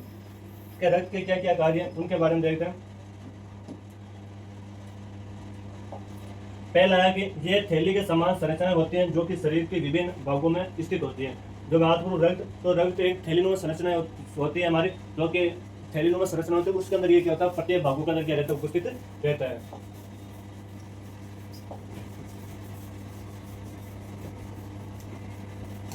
आगे बात करते हैं कि स्पंदन अंग मुख्य रूप से पंखों को रक्त भेजते हैं, जो कि प्रत्येक पंख वाले खंड में पाई जाती है। जो स्पंदन अंग होते हैं वो हमारे पंखों को क्या भेजते हैं? आपके रक्त भेजते हैं, जो प्रत्येक पंख वाले खंड में पाई जाती है। एंटीना के आधार में एक स्पंदन अंग पाया जाता है। एंटीना के आधार में भी क्या पाया जाता है? एक स्पंदन पाया जाता है, जिसमें क्या रहती है? एक नलिका लगी रहती है। जो एंटीना प्रत्येक खंड को रक्त भेजने का क्या करती है? कार्य करती है। अगला आता है आपके फंक्शन ऑफ ब्लड। ब्लड के क्या क्या कार्य उसके बारे में देखते हैं। पहला आता है कि जो कीटों का जो रक्त होता है उसको हम किसके नाम से जानते हैं? हीमोफिल के नाम से जानते हैं। जो किसके अंदर पाया जाता है हमारा? तो हमने देखा कि वो देह गुहा के अंदर पाया जाता है। आगे देखते हैं। अगला आता है कि कीटों का जो रक्त में नॉन प्रोटीन एन तथा आपके ट्रायोल्स पाया जाता है। कीटों के रक्त में नॉन प्रोटीन तथा ट्रायोल्स पाया जाता है। ये होता है जो ब्लड होता है, ये हमारे प्लाज्मा द्रव्य से बना होता है। किससे बना होता है? हमारे प्लाज्मा द्रव्य से बना होता है। और इसमें रक्त कोशिकाएं तथा हिमोसाइट्स पाए जाते हैं। इसमें जो रक्त होता है कोशिकाएं हिमोसाइट्स पाई जाती है। आपका अगला क्वेश्चन है, क्वेश्चन संख्या 6 का दूसरा, कि नामांकित चित्र की सहायता से टिड्डे के मुखांकों का वर्णन करना। और मैं बात करूँ टिड्डे को मुखांक, जो कि क्वेश्चन हमारे पहले भी रिपीट हो चुका है। तो टिड्डे के मुखांक वही है 5, लेब्रम, मैंडिबल, मैक्सिला, लेब्रम और हाइपोफेरिक्स। वापस इसके पार्ट हो जाएंगे। और ये आपको नामांकित चित्र बनाना है, जो कि हमने पहले भी क्वेश्चन के अंदर देख चुके हैं। तो चलते हैं नेक्स्ट क्वेश्चन को। 6 क्वेश्चन है कि गण आइसोप्टेरा तथा उसके विभिन्न आपके कुलों को वर्गीकृत करना है, और कृषि महत्व वाले जो कुल है उनका भी क्या बनना, आपको लक्षण बताना है। तो पहला आपका आइसोप्टेरा। आइसोप्टेरा के अंदर कौन कौन से कुल आते हैं, उसके अंदर आइसोप्टेरा गण के अंदर कौन कौन से कुल आते हैं उसके बारे में बताना है। तो पहले देखते हैं आइसोप्टेरा। तो आइसोप्टेरा होता है, ये हमारे एक ग्रीक वर्ड है। कैसा वर्ड है? वर्ड है, ग्रीक शब्द है। और ये हमारे इसकी विशेषताओं के बारे में बात करते हैं।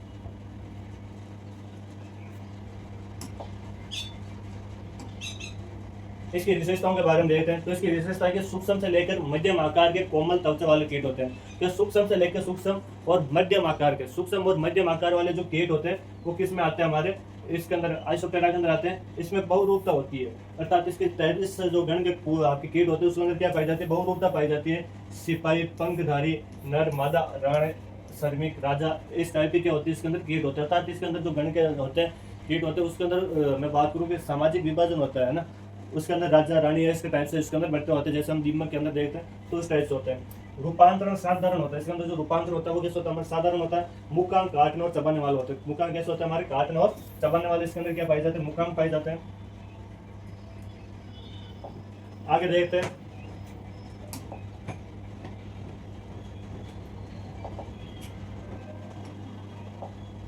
अगला आता है कि इसके अंदर जो बात करो जो टास्क होते हैं उसके अंदर 4 खंड पाए जाते हैं। जो टास्क होते हैं उस पर कितने होते हैं? 4 खंडों मंडी होती है।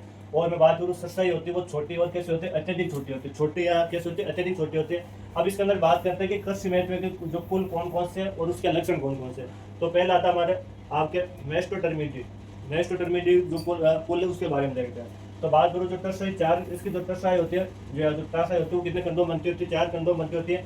और जो बात करते हैं जो पश्च पंखों में आपके एनल या लोब नहीं होती है, जो एनल या जो लोब होती है पश्च पंखों में वो इस पर नहीं होती है। वक्ष चौड़ा होता है, जो वक्ष होता है वो कैसा होता है हमारा चौड़ा होता है। और मैं बात करूँ वक्ष चौड़ा होता है, और ये जमीन के अंदर क्या होता है लकड़ी में, आपके मैं बात करूँ जमीन के अंदर या क्या पर रहते हैं, लकड़ी के अंदर रहते हैं। आगे चलते हैं,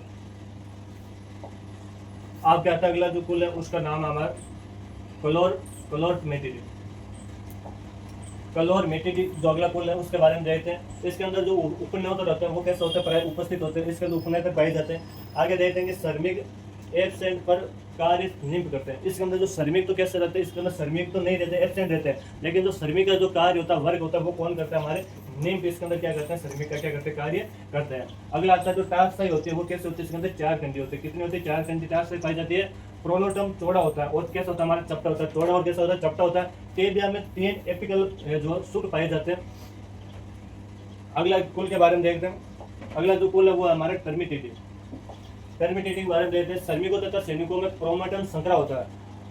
श्रमिकों तथा सैनिकों में जो प्रोनोटम होता है वो कैसा होता है हमारा संकरा होता है और श्रमिक पाए जाते हैं। इसके अंदर क्या होता है श्रमिक पाए जाते हैं। जो हमारा पहला कुल देखा था उसके अंदर मैंने बताया कि श्रमिक नहीं होते, बल्कि जो श्रमिक जो कार्य होता है वो कौन करते हैं निम्न करते हैं। लेकिन इसके अंदर जो टर्मिटेटिव कुल है इसके अंदर क्या पाया जाता है हमारे श्रमिक पाए जाते हैं। और इसके अंदर संयुक्त नेत्र भी क्या होता है हमारे उपस्थित होते हैं। संयुक्त नेत्र भी इसके अंदर क्या होता है उपस्थित होता है। और पंख लगभग कैसे हमारे होते हैं एक पारदर्शी टाइप के इसके अंदर क्या होता है पंख होते हैं। इसमें लकड़ी के सेलुलोज को पचाने तथा प्रोटोजोआ आगे ट्राइकोनिम्फा होता है वो कैसे होता है एब्सेंट होता है। मैं बात करूँ तो इसके अंदर जो ट्राइकोनिम्फा होता है जो लकड़ी का क्या करता है पाचन करता है वो इसके अंदर क्या रहता है आपके एब्सेंट रहता है।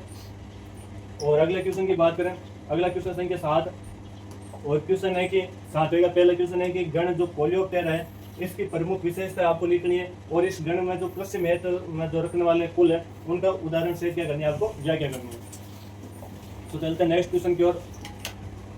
पहले हम देखते हैं कि आपके जो गण है कोलियोप्टेरा उसके बारे में देखते हैं, उसके बाद इसके अंदर कौन कौन से कृषि महत्व के कुल है उसके बारे में देखते हैं। तो सबसे पहले देखेंगे इस गण के अंतर्गत आने वाले जो कीट होते हैं वो आकार में छोटे से लेकर मध्यम आकार तक होते हैं, या छोटे हो सकते हैं या मध्यम आकार से बोलो, या मैं बोलूँ कि सूक्ष्म से लेकर मध्यम आकार तक इसके अंदर कीट होते हैं। इसके अंदर संयुक्त आंखें होती हैं, संयुक्त आंखें होती है जो आकार में कैसे होते हैं हमारी बड़ी होती है। अगला आता है कि इसके अंदर जो उपनेत्र की मैं बात करूँ तो इसके अंदर उपनेत्र होते हैं वो हमारे कैसे होते हैं एब्सेंट होता है, अर्थात इसके अंदर उपनेत्र नहीं पाए जाते। मुखांग होते हैं इसके अंदर कैसे होते हैं काटने और चबाने वाले होते हैं, अर्थात जो टिड्डी के समान इसके अंदर क्या पाए जाते हैं काटने और चबाने वाले क्या होते हैं मुखांग पाए जाते हैं। अगला आता है कि अगली जोड़ी पंख मोटे तथा कठोर होते हैं। जो अगले जोड़ी वाले जो पंख होते हैं वो साइज के अंदर बड़े होंगे और कैसे होंगे कठोर होंगे। और मैं बात करूँ जिन्हें हम किसके नाम से इलेक्ट्रा के नाम से जानते हैं। तो ध्यान रखना कि गण को आपसे आपकी क्वेश्चन संख्या 3 के अंदर आपसे कोई डेफिनेशन पूछ सकता है इलेक्ट्रा क्या होती है, तो बताना है कि गण कोलियोप्टेरा के अंदर जो आगे के जो पंख होते हैं वो कैसे होते हैं मोटे और कठोर होते हैं, जिसको हम किसके नाम से जानते हैं इलेक्ट्रा के नाम से जानते हैं। अगला आता है कि जो टार्सई होती है वो 1 से लेकर 5 खंडों की होती है। जो टार्सई होती है वो कितने 1 से लेकर 5 खंडों के अंदर क्या रहती है हमारी बंटी हुई होती है। और मैं बात करूँ इस गण के जो कीट होते हैं, इस गण के जो लार्व होते हैं उसको क्या बोलते हैं गर्भ के नाम से जानते हैं। जो गण का जो लार्व उसको इसको नाम से जानते हैं, गर्भ के नाम से जानते हैं। और इस गण के जो कीट भृंग और धुन भी कहते हैं। अगला देखते हैं कि इसके उपवर्ग, तो इसके 3 हमारे आपके क्या उपवर्ग है। पहला आपके एडिके का, और दूसरा आपका आर्किस्टेमेटा, और तीसरा आपका पोलिफेगा। इसके 3 क्या हमारे उपवर्ग है। अगला देखते हैं कि इसके अंदर कायांतरण, तो इस समय बात करूँ कोलियोप्टेरा गण, तो कोलियोप्टेरा गण के अंदर हमारा कैसा कायांतरण होता है, हमारा पूर्ण कायांतरण होता है। कैसा कायांतरण होता है हमारा पूर्ण कायांतरण पाया जाता है, कंप्लीट मेटाफॉर्मिंग पाया जाता है। दूसरा इसके अंदर जो प्रोनोटम होता है वो कैसा होता है बड़ा और स्वतंत्र होता है। कैसा होता है एक तो बड़ा होगा, दूसरा आपका कैसा होगा स्वतंत्र होगा। अगला आता है कि कृषि महत्व के कुल तथा लक्षण, कि इसमें कृषि महत्व के जो कौन कौन से कीट है उनका कुल क्या और उनके लक्षण क्या है। पहला इसके अंदर आता है मैं कुल की बात करूँ तो इसके अंदर आता है आपका डर्मेस्टिडी।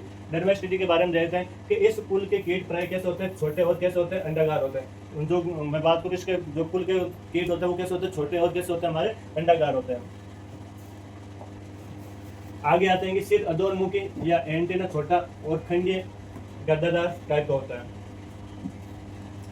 इसका जो सिर होता है वो कैसा होता है हमारा अधोन्मुखी टाइप का होता है। एंटीना होता है हमारा कैसा होता है आपके छोटा होता है। और खंडों के अंदर क्या होता है बंटी होता है, छोटे छोटे 11 खंड होते हैं इसके अंदर। और आप बात करूँ गद्दाकार प्रकार के होते हैं। जो एंटीना होता है वो किस टाइप के होते हैं गद्दादार टाइप के होते हैं।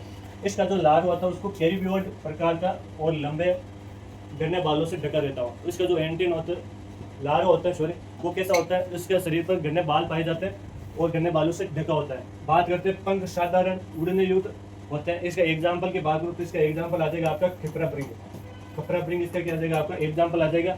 दूसरा हमारे आता है लेरिडी या ब्रूचिडी, आपके जो फुल उसके बारे में बात करते हैं। इसका जो सिर होता है वो छोटा, आगे की ओर नुकीला होता है। इसका जो सिर होता है वो छोटा और आगे की तरफ कैसा होता है, नुकीला होता है। एंटीना, हमारे जो एंटीना होता है उसके अंदर 11 खंडीय दंताकार तथा गद्दादार टाइप का इसका क्या होता है, एंटीना होता है। इसका जो एंटीना होता है वो कैसा 11 खंडीय, आपके मैं बात करूँ दंताकार या गद्दादार, इसका क्या होता है, एंटीना होता है। और मैं बात करूँ इसका जो अग्र वक्ष होता है वो बड़ा त्रिभुजाकार और कैसा होता है, अपेक्षाकृत चौड़ा होता है। इसका जो मैं बात करूँ अगर वक्ष होगा वो त्रिभुजाकार, आपके कैसा होता है, अपेक्षाकृत कैसा होता है, चौड़ा होता है। आगे चलते हैं।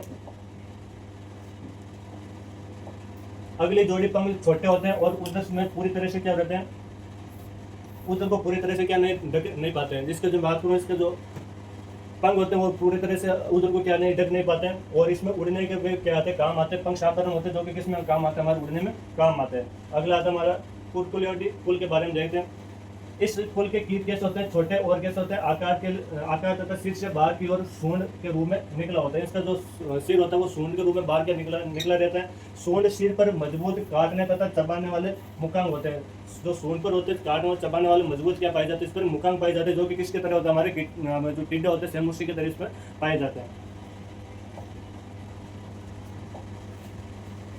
पंख विकसित तथा, मैं बात करूँ जो पंख होते हैं वो विकसित तथा छोटे तथा उड़ने में क्या होते हैं, साइग होते हैं। इसके जो पंख होते हैं छोटे होते हैं और उड़ने में कैसे होते हैं, साइग होते हैं। उधर 5 खंडी होता है, प्रथम तथा द्वितीय एक दूसरे से मिलने रहते हैं। तो इसका जो मैं बात करूँ 5 खंडी इसके उधर होते हैं जो एक दूसरे से क्या रहते हैं, आपके मिले होते हैं। अगला कुल की बात करूँ कॉक्सिनिलियडी, इसका अगला कुल है। इसके अंदर देखते इसके कुल के जो कीट होते हैं मध्यम आकार के होते हैं तथा उठी हुई पीठ, दाल की आकृति के, जो दाल की आकृति जो ब्रिंग होते हैं वो इसके अंदर आते हैं। अगला आता है कि इसका जो सिर होता है वो कैसा होता है, हमारा छोटा होता है, अग्र वक्ष से क्या रहता है, ढका होता है। इसका जो वृक्ष होता है वो अग्र वक्ष से क्या रहता है, ढका रहता है। सिर होता है वो अपेक्षाकृत कैसा होता है, हमारा छोटा होता है।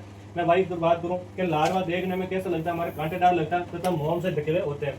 लार्वा देखने में कांटेदार होता है तथा किससे ढका होता है, हमारे मोम से ढका रहता है। आंखें कैसे रहती है, बड़ी होती है। और जैसे कि हमारा कोक्सिनेला की कैसे रहती है, हमारी आंखें क्या रहती है, हमारी बड़ी रहती है।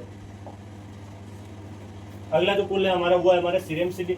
इसमें देखा है इसमें जो श्रृंगाएं होती है वो कैसी होती है, लंबी होती है। लंबी क्या होती है, हमारी श्रृंगिकाएं होती है। लकड़ी में छेद करने वाले ब्रिंग आते हैं। इसके अंदर जो लकड़ी के अंदर छेद करने वाले ब्रिंग होते हैं वो इसी फूल के अंदर आते हैं। इनका रंग कैसा होता है, हमारा चटकीला रंग टाइप के होते हैं। और टीबिया का जो मैं बात करूँ, टीबिया के पूर्ण विकसित होते हैं। इसका जो टीबिया होता है वो कैसा होता है, पूर्ण विकसित होता है। आगे चलते हैं। अगला आता है हमारे टिड्डे का पाचन तंत्र। टिड्डे के पाचन तंत्र का सचित्र वर्णन करना और इसके जो पाचन जो शारीरिक है तो उस पर चर्चा करना। और ये भी क्वेश्चन हमारे वापस से जो रिपीट हो चुका है, तो आप वो वापस वीडियो चला कर उसको देख लेना। चलते हैं नेक्स्ट क्वेश्चन की ओर। अगला आता है कि कीट की देह जाके देह बीती उसकी आपको क्या बतानी है, संपूर्ण संरचना तथा कार्यों का आपको क्या करना, सचित्र वर्णन करना। और ये भी आपके जो क्वेश्चन वापस है जो रिपीट है, इसके अंदर एपिडर्मिस क्यूटिकल इनके बारे में आपको बताना है। और अब हम बात करते हैं आपके नेक्स्ट जो पेपर सॉल्यूशन है 2020-21 के, उसके बारे में जो चर्चा करते हैं। इसका जो क्वेश्चन संख्या 3,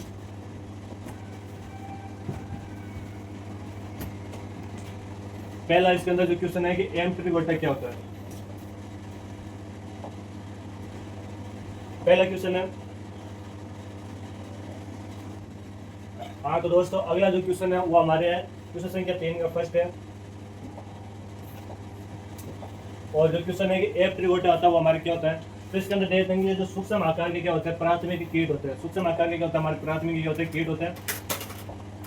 और कैसे होता है, हमारे ये पंख रहित कीट होते हैं। इन पर क्या होता है, जो पंख होता है वो कैसे होता है, हमारे एब्सेंट होता है। इसमें रूपांतरण बहुत कम या बिल्कुल ही नहीं पाया जाता है। इसके अंदर मैं बात करूँ रूपांतरण की तो या तो बहुत कम होगा या इसके अंदर रूपांतरण ही नहीं पाया जाता है। एक या अधिक क्या होता है, हमारे प्रेजेंटाइल उपांग होते हैं। इसके अंदर क्या होता है, एक से अधिक क्या होता है, हमारे उपांग पाए जाते हैं। मैंडिबल्स प्राय सिर के अग्र भाग पर स्थित होते हैं, जिन्हें बिंदु पर क्या होता है, घूमते हैं। इसके अंदर जो मैंडिबल्स होते हैं वो क्या होता है, हमारे अग्र भाग पर होते हैं, स्थिर होते हैं। अगला मैं आपकी डेफिनेशन की बात करूँ तो क्या हमारे अग्रोन्मुखी क्या होता है। अग्रोन्मुखी अंग के बारे में देखते हैं। तो इस दशा में मुखांग आगे की तरफ और कैसे होता है, हमारे नीचे की तरफ क्या होता है, झुका हुआ होता है। और सिर मध्य रेखा से शरीर की मध्य रेखा के क्या होता है, समानांतर होता है। मैं बात करूँ जो सिर होता है वो शरीर के मध्य रेखा से, सिर की जो मध्य रेखा उसके क्या होता है, एकदम समानांतर रिश्ता होता है।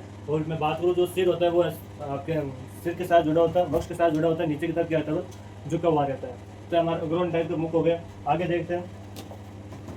आगे हमारा अनिषेक जनन पार्थेनोजेनेसिस के बारे में देखते हैं कि अनिषेक जनन क्या होता है। कि बिना निषेचन के आपके जनन या प्रजनन करते हैं वे कीट अनिषेय जनन कहलाते हैं। अर्थात वे कीट जो बिना निषेचन के क्या करते हैं, जनन करते हैं, क्या कहलाता है, हमारे अनिषेय जनन कहलाता है। जैसे मैं बात करूँ उदाहरण के रूप में एफिड्स, इसका क्या उदाहरण हो जाएगा। अगला आता है कि इंसेक्ट या कीट क्या बोलते हैं। तो कीटों का शरीर जो होता है किस में होता है, खंडों के अंदर बंटा होता है, 3 भागों के अंदर विभाजित होता है, जिसके अंदर हमारे सिर, वक्ष और उदर आ जाएगा। और कीटों की जो श्रृंगाएं होती है वो हमारे कैसे होती है, जो कीटों के अंदर होते हैं वो क्या होते हैं, हमारी हिल जोड़ी श्रृंगिकाएं उपस्थित होती हैं।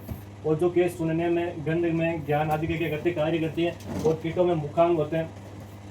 और मैं बात करूँ कीटों के अंदर पंख पाए जाते हैं। और इसमें जो संयुक्त नेत्र भी क्या होता है, उपस्थित होते हैं। अर्थात तो बात करूँ इंसेक्ट के कीट क्या होते हैं, तो कीट वे होते हैं जिसके अंदर क्या होते हैं, आपके एक जोड़ी श्रृंगिकाएं उपस्थित होती हैं। उसका शरीर होता है वो 3 भागों के अंदर विभक्त होता है, जिनको सिर, वक्ष, उदर बोलते हैं। इसके अंदर हम बोलते हैं कि पंख पाए जाते हैं, जिसके अंदर आपके टांगें उपस्थित होती हैं। वो सारे क्या होते हैं, इंसेक्ट के होते हैं, हमारे विशेषताएं होती हैं। अगला देखते हैं कि निर्मोचन क्या होता है। कीटों में पाई जाने वाली वे प्रक्रिया जिसमें एक निश्चित समयावधि कि मैं पुरानी क्यूटिकल को उतार कर एक नई क्यूटिकल को क्या करना, विकसित करना, क्या कहलाता है, निर्मोचन करते हैं। एक फिक्स टाइम होता है। कुछ कीट होते हैं जो एक से अधिक बार एक वर्ष के अंदर निर्मोचन की क्रिया करते हैं, कि वे तो वापस लेते हैं। कि निर्मोचन क्या होता है कि कीटों में पाई जाने वाली एक विशेष बात गुण होता है, जिसके अंदर एक निश्चित समयावधि के दौरान वो पुरानी क्यूटिकल का क्या करते हैं, उतार कर एक नई जो क्यूटिकल होता है उसका क्या करते हैं, विमोचन करते हैं। आपको ये क्रिया क्या कहलाती है, निर्मोचन कहलाती है।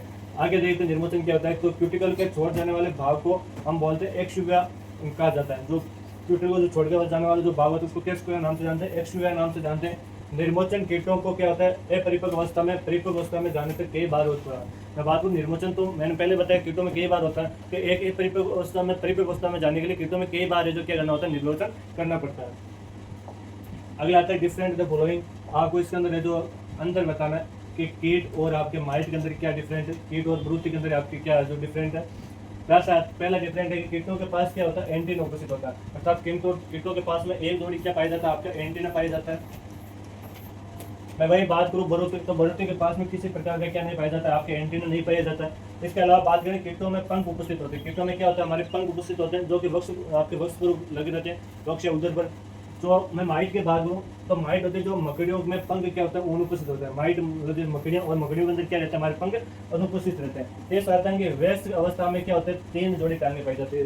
कीट होते हैं उसके अंदर व्यस्त अवस्था में कितने 3 जोड़ी क्या पाई जाती है, टांगे पाई जाती है।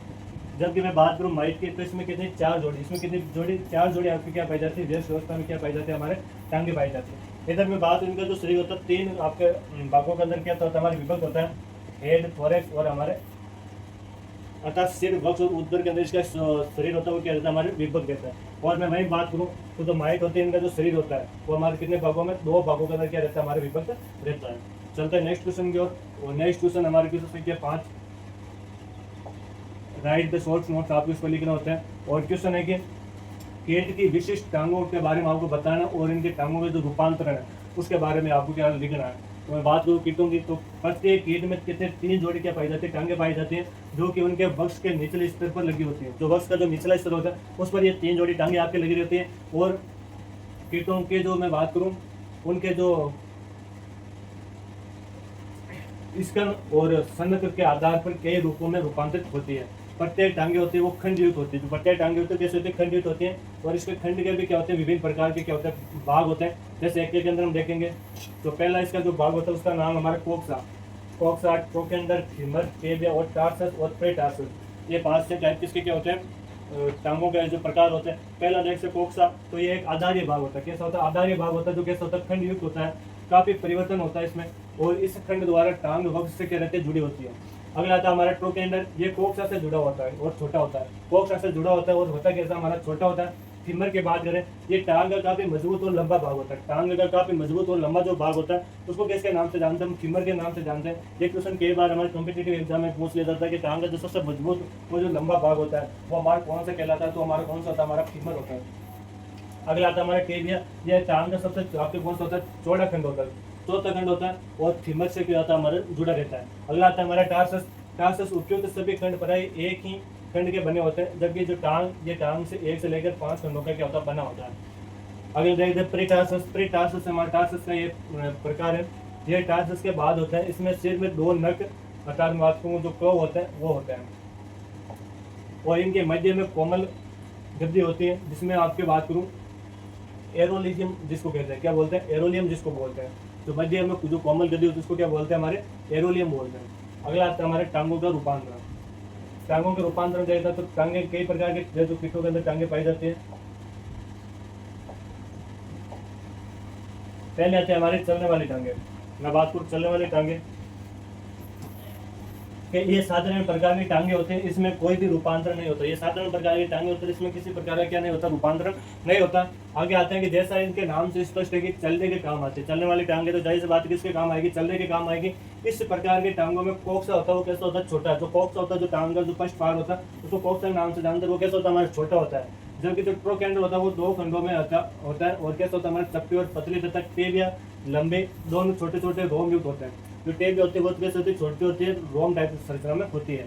उदाहरण की मैं बात करूँ तो कॉकरोच और क्या तो हमारे जो बक्स होता है उसके अंदर ये पाई जाती है। आगे आते हैं हमारी दौड़ने वाली टांगे। ये जो टांगे होती हैं, जो दौड़ने वाली टांगे होती हैं, ये चलने वाली टांगों के क्या होते हैं, समान ही होती है। ये चलने वाली टांगों के क्या होते हैं, समान होती है, परंतु इनका जो टार्सस होता है वो अपेक्षाकृत क्या होता है, आपका अधिक लंबा होता है। जो टार्सस होता है वो कैसा होता है, अधिक लंबा होता है, जो पृथ्वी को छूता हुआ चलता है, जबकि जो दौड़ते समय टांगों को फिसल ना चाहिए। जैसे मैं इसके एग्जाम की बात करूँ तो एग्जाम्पल है कि एयर विंग जो चीजें होती है उसके अंदर ये हमारे दौड़ने वाली जो टांगे पाई जाती है। आगे आते हैं हमारी पकड़ने तथा चढ़ने वाली टांगे। पकड़कर जो चढ़ने वाले टांगे होते हैं उनके बारे में देखते हैं। किस प्रकार की जो टांगे होती है वो छोटे और कैसे होते हैं, हमारी चपटी होती है। कोक्सा ट्रोकेंडर थिमर साधारण टेब या मजबूत होता है। मैं बात करूँ तो कोक्सा ट्रोकेंडर थिमर ये तो कैसे होते हैं, साधारण होता है, जबकि जो टेब वाला जो भाग होता है वो कैसा होता है, हमारा मजबूत भाग होता है। इसके अंतिम सिरे पर एक अंगूठे जैसी संरचना होती है। इसका जो अंतिम सिरा होता है, जो पकड़ कर चढ़ने वाले टांगे होते हैं, इनके जो अंतिम सिरे पर एक हमारे अंगूठे के समान क्या पाई जाती है, संरचना पाई जाती है। इनका टार्सस एक पिंड तथा मैं बात करूँ बालदार होता है, जिस पर सख्त आपके मैं बात करूँ जिस पर हमारे जो सख्त आपके मुड़ा हुआ होता है, जिस पर छोटे छोटे नक नुमा क्या पाई जाती है, संरचना पाई जाती है। आगे देखते हैं। और मैं बात करूँ पकड़ कर चढ़ने वाले जो टांगे होते हैं, इसमें होते हैं इस प्रकार की कीट किसी भी चीज को मजबूत से पकड़कर उस पर क्या रहता है, लटके रहता है। किसी भी चीज को जो मजबूती से पकड़कर उसके ऊपर क्या रहता है, लटके रहते हैं। जैसे मैं एग्जांपल की बात करूँ तो बालों की जू होती है, उसमें सामान्य इस प्रकार की क्या पाई जाती है, टांगे पाई जाते हैं। अगले आते हैं हमारे कूदने वाली टांगे।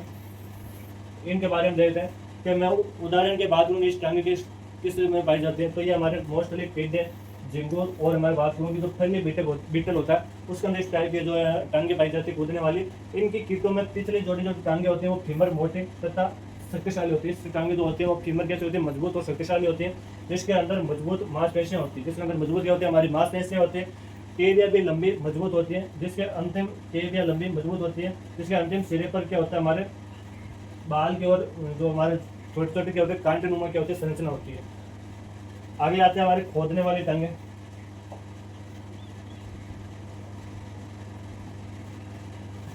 खोदने वाली टांगों के बारे में देखते हैं कि कुछ कीटों में अगली जोड़ी टांगे होते हैं वो कैसे होते हैं, खोदने के रूप में काम आते हैं, अर्थात खोदने वाली जो टांगे होती है उसमें बदल जाती है। टेबिया का जो अगला सिरा होता है वो खुरपे के समान होता है। जाहिर सी बात है जो खोदने के काम आएगी, जो अगला सिरा होगा वो किसके रूप में होगा, हमारे खुरपे के रूप में होगा। किसके रूप में होगा, खुरपे नुमा संरचना में बदल जाता है। और जिस पर 4 मजबूत दांतेदार क्या होता है, प्रवर्धन होते हैं, ये जमीन खोदने के काम आता है। और टार्सस 2 या 3 खंड का होता है तथा मजबूत, इससे भी हाँ। तो अगली है हमारी तैरने वाले टांगे। इनके बारे में देखते हैं तैरने वाली टांगे क्या होती है कि इन टांगों की सहायता से जो कीट होते हैं वो पानी में क्या करते हैं, तैरते हैं, और इनमें जॉइंट वाटर बग होता है उसके अंदर इस टाइप की क्या होते हैं, हमारी टांगे पाई जाती है। अगले आते हैं हमारी परागण एकत्र करने वाली टांगे। परागण एकत्र करने वाली टांगे के बारे में देखते हैं। इस प्रकार के जो टांगे होते हैं वो किसमें पाई जाते हैं, हमारे जो हनी भी होते हैं, मधुमक्खी होती है, उस टाइम में मधुमक्खी में इस टाइप के क्या पाई जाते हैं, हमारी टांगे पाई जाती है। आगे आता है इन टांगों में लंबे और घने क्या पाए जाते हैं, बालों से दोबारा डिग्गी होती है, जिसमें जो परागण होता है वो आसानी से उन टांगों पर क्या होता है, चिपक जाता है हमारे। अगले आता है हमारे शिकार पकड़ने वाली टांगे। इनके बारे में देखते हैं किस प्रकार की जो टांगे होती हैं वो हमारे शिकारी कीट, जैसे मैं बात करूँ मीडिएट्स आते होते हैं, उनमें जो हमारी जो टांगे पाई जाती है। अगले आते हैं हमारे संभोग में सहायक टांगे। जो हेमियोप्टेरा जो गण के कीट होते हैं उनमें कुछ कीटों में है जो इस तरह के हमारे क्या पाए जाते हैं, टांगे पाई जाते हैं। अगले हम बात करते हैं परचूषक के रूप में काम आने वाले टांगे। इस प्रकार की जो टांगे होते हैं वो जो नर कीट्स होते हैं, जो बात करते हैं नर जो डाइस होते हैं, उनमें अगली जोड़ी में है जो इस प्रकार के टांगे पाए जाते हैं। अगले आते हैं हमारी आवाज करने वाले टांगे। इस प्रकार की जो टांगे होती है वो टिड्डे में या झिंगूर का जो नर होता है उसमें इस प्रकार की क्या पाई जाती है, हमारी टांगे पाई जाती है। फीमर के अंदर के पिछले किनारों पर एक कतार होती है जिसमें जिसको हम क्या बोलते हैं, फाइल बोलते हैं, और इन खूंटियों में इन खूंटियों को पंखों या उदर में रगड़ने पर एक ध्वनि उत्पन्न होती है। तो ये हमारी आवाज़ करने वाली टांगे हुई। इसके अलावा हमारी चटने में चिपकने वाली टांगे, तो ये होती है हमारी जो घरूली मक्खी, जो मक्खी होती है उसके अंदर इस प्रकार की क्या पाई जाती है, टांगे पाई जाती है। अगला आता है उत्सर्जन को परिभाषित करना। अगला जो 5वां जो सेकंड क्वेश्चन है वो है कि हमारे उत्सर्जन को क्या करना है, आपको परिभाषित करना है। और तथा कीटों में जो उत्सर्जन जो अंग है हमारे, उनके बारे में इनको बताना है। तो हम देखते हैं उत्सर्जन के बारे में। उत्सर्जन के बारे में कि उत्सर्जन का कार्य शरीर के अंदर का जो व्यर्थ पदार्थ होता है उसको क्या निकालना, यूरिया या कार्बन जो डाइऑक्साइड होता है, या नाइट्रोजन या अधिक जल या अन्य कार्बनिक जो या अकार्बनिक पदार्थ होते हैं उनको बाहर निकालना, ये क्या होता है, हमारा उत्सर्जन कहलाता है। या मैं बात करूँ जो भी हमारे शरीर के अंदर जो वेस्ट मटेरियल होता है उसको बाहर निकालना क्या होता है, हमारा उत्सर्जन कहलाता है। शरीर के अंग उत्कों एवं कोशिकाओं को कार्य करने के लिए स्वस्थ वातावरण क्या करना, प्रदान करना। ये उत्सर्जन की क्रिया क्या होती है, तो जो कोशिकाएं होती है वो अच्छे वातावरण में कार्य कर सके, इसलिए इसकी क्या होती है, आवश्यकता होती है। उत्सर्जन होता है वो हमारे ज्यादातर जो मेल पिगन जो नलिकाएं होती है उनके द्वारा ये प्रमुख रूप से क्या होता है, हमारा होता है। परंतु कुछ सीमा तक ये कार्य होता है जो वसा पिंड या बाहरी त्वचा द्वारा अपने बात करूँ नेफ्रोसाइट द्वारा भी है जो संपादित होता है। तो कुछ कीट होते हैं जिसके अंदर त्वचा द्वारा उत्सर्जन होता है, उसके अंदर हमारे वसा पिंड के द्वारा होता है, कुछ के अंदर नेफ्रिट वगैरह द्वारा होता है, कुछ के अंदर मेलपी की नलिकाओं द्वारा होता है। तो हर जो प्रत्येक कीट होता है उसके अंदर अलग अलग है जो माध्यम होता है जिनके द्वारा उत्सर्जन होता है। अब आता है उत्सर्जन के अंदर कीटों के अंदर कौन कौन से अंग भाग लेते हैं, उन अंगों के बारे में देखते हैं। पहला आता है हमारे मेलपी के आपके नलिकाएं, मेलपिगी नलिका के बारे में देखते हैं। इनका जो सर्वप्रथम अन्वेषण है वो इटली के एक वैज्ञानिक था जिसका नाम था मेलपिगी। इसके द्वारा 1969 के अंदर 1969 के अंदर इसका क्या किया गया था, इसके नाम पर इनका नाम क्या रखा, हमारे वैज्ञानिक मेलपिगी के नाम पर इसका नाम क्या रखा, हमारे मेलपिगी नलिका रखा। और उसके बाद में उन्होंने एक दूसरा वैज्ञानिक था जिसका नाम था हेगल, दूसरे वैज्ञानिक जिसका क्या नाम था हेगल। और उसने 1820 के अंदर, कब 1820 के अंदर हमारे क्या की थी, मेलपिगी को दूसरी बार जो देखा गया था। उसके बाद में ये बहुत बारीक लंबे हल्के पीले रंग की क्या होती है, अशाकित नलिकाएं होती हैं जो कि गुच्छों के रूप में क्या करती है, मिलती है। बहुत ही बारीक और शाकित रूप से होती है नलिकाएं होती हैं, अशाकित रूप से जो कि क्या मिलती है, हमें मिलती है। आगे देखते हैं। अगला आता है कि ये जो मेलपिगी जो नलिकाएं होती है हिमोसेल में स्वतंत्र रूप से क्या करते हैं, तैरती रहती है हमारी। और नलिकाएं मध्य तथा पश्चिम आहार नलिकाओं पर क्या करते हैं, जोड़ने पर लगी रहती है। प्रत्येक मेलपिगी नलिकाएं पश्च आहार नलिकाओं के अगले सिरे के आभार के रूप में क्या करती है, मिलती है। तथा इनका स्तर द्रव्ययुक्त एपिसीलियम का बना होता है जिसका किनारा पुरुष की तरह क्या होता है। जो मैं आज जो मेलपिगी जो नलिकाएं होती है इसका जो किनारा होता है वो किसकी तरह कार्य करता है, ये पुरुष की तरह क्या होता है, बना होता है। अगला आता है कि मेलपिगी जो नलिकाएं होती है इनकी जो रचना होती है वो मध्यम आहार नलिका से मिलती है। जो मध्यम आहार जो नलिकाएं होती है इससे इसकी क्या मिलती है, संरचना मिलती है। प्रत्येक नलिका के दो भाग होते हैं, एक अगला हिस्सा होता है, एक हमारा दूरस्थ हिस्सा होता है। कौन सा होता है हमारा, ये यहाँ पर जो नाम है वो दूरस्थ है। इन दोनों भागों की रचना और कार्य में कुछ आपकी क्या होती है, मित्रता होती है। इनका दूरस्थ भाग उत्सर्जन होता है, अर्थात ये उपापचयों के फलस्वरूप उत्पन्न नाइट्रोजन युक्त मल को पदार्थों को निष्कासन करने का कार्य करते हैं। अर्थात जो मेलपिगी जो नलिकाएं होती है वो किसका काम करती है, तो ये हमारे जो नाइट्रोजन युक्त जो होता है, मल युक्त होता है उसको क्या करते हैं, निष्कासित करने का क्या करते हैं, कार्य करते हैं। जबकि निकटतम भाग सोडियम कार्बोनेट जैसे अकार्बनिक लवण और पानी के अवशोषण का कार्य करता है। आगे देखते हैं कि इस प्रकार के निकट भाग में एक घुलनशील यूरिक अम्ल का क्या होता है, अवक्षेपण हो जाता है। मेलपिगी नलिका अपने सूखे हुए मल पदार्थों को पश्च आहार नलिका को छोड़ देते हैं। तो यह इसके बारे में आप देना, ये मेलपिगी नलिका के बारे में आप इसे स्क्रीनशॉट भी ले लेना, उसके बारे में आप देख लेना। आगे चलते हैं। अगला आता है विसर्जन की क्रिया विज्ञान।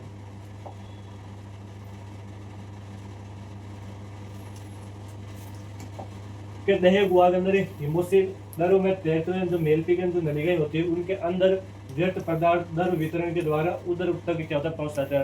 अर्थात जो देह गुहा के अंदर जो हिमोसिल होती है उसके अंदर जो मेलपिगी नलिकाएं होती है उनके अंदर दर के रूप के अंदर हमारे जो वेस्ट मटेरियल होता है उसके अंदर बेहतर रहता है। आगे आता है हमारा वसा पिंड के टिड्डे की जो देह गुहा होती है उसके अंदर सफेद और पीले रंग के क्या होते हैं, अनियमित गुच्छे इधर उधर काफी संख्या में है जो हमें मिलते हैं, उसको क्या बोलते हैं, वसा पिंड बोलते हैं। ये कहाँ पर मिलते हैं, हमें टिड्डे के जो उधर गुहा उसके अंदर बहुत एक अधिक संख्या के अंदर हमें मिलते हैं।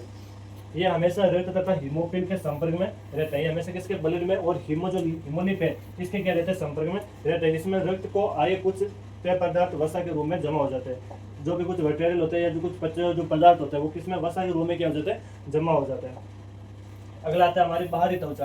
तो बाहरी त्वचा के द्वारा भी उत्सर्जन होता है। जैसे आता है कि उत्सर्जन का कुछ कार्य बाहरी त्वचा के रूप में अर्थात जो क्यूटिकल होती है उस क्यूटिकल के द्वारा भी होता है।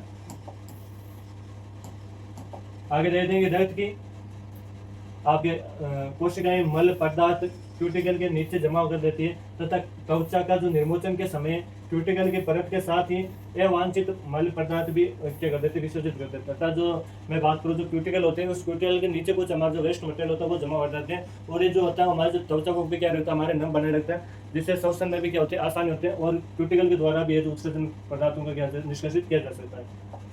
आगे देखते हैं हमारे वृकाणु। वृकाणु के बारे में देखते हैं। ये छिद्र अवस्था में स्थानीयकृत कोशिकाएं समूह अथवा ऐसे बहुकेंद्रीय समुच्चय होते हैं जिनमें प्राय हर कोशिका में एक ऐसे अधिक क्या होता है, केंद्र होता है। अगले क्वेश्चन की बात करें, क्वेश्चन संख्या 6 कि कीट रूपांतरण को परिभाषित करना है और कीटों में पाए जाने वाले विभिन्न प्रकार के रूपांतरण को समझाना है कि कीटों के अंदर कौन कौन से रूपांतरण पाए जाते हैं उनके बारे में बताना है। तो देखते हैं आगे। अंडे से वयस्क कीटों के विकास के दौरान होने वाले बदलावों की जो श्रृंखला होते हैं उसको हम क्या बोलते हैं, कायांतर बोलते हैं। कि कोई भी कीट है जो वयस्क आपके अंडे से वयस्क बनता है तो उसको हम क्या बोलते हैं, कायांतरण बोलते हैं। कायांतरण हमारी कौन सी भाषा का वर्ड है, हमारी ग्रीक भाषा का वर्ड है, और दो शब्दों से हमारे आपके बना हुआ है। मेटा, ये तो हमारे मेटा, और दूसरा हमारा मॉर्फोलॉजी, अर्थात इंग्लिश के अंदर कायांतरण को मेटाफोर बोलते हैं, तो उसके रूप में ये बना हुआ है। उसके बाद आता है कीटों में रूपांतरण। तो कीटों में जो 3 प्रकार से क्या होता है, रूपांतरण होता है। कीटों में रूपांतरण, तो कीटों में तो 3 प्रकार के रूपांतरण होता है। तो हमने जो पहले देख चुके हैं कीटों में आपके पूर्ण कायांतरण, अपूर्ण कायांतरण, एक होता है कायांतरण रहित। तो ये 3 प्रकार के कायांतरण होते हैं जो कि हमने जो पहले क्लास के अंदर देख चुके हैं। आगे चलते हैं नेक्स्ट क्वेश्चन की ओर। अगला है कि कीटों में मादा जो जनन तंत्र या जो प्रजनन तंत्र उनको नामांकित करना और इनको चित्र द्वारा कैसे आपको समझाना है। तो सबसे पहले देखते हैं कि जो मादा जो जनन तंत्र उसके अंदर कौन कौन से अंग काम में आता है। तो उसमें एक जोड़ी तो आपका अंडाशय होता है, और मैं बात करूँ, एक होते हैं हमारी अंडवाहिनी, एक होते हैं हमारी शुक्रदानी, एक होते हैं हमारे जनन कोष्ठ, और एक होते हैं हमारी शरीर की ग्रंथियां।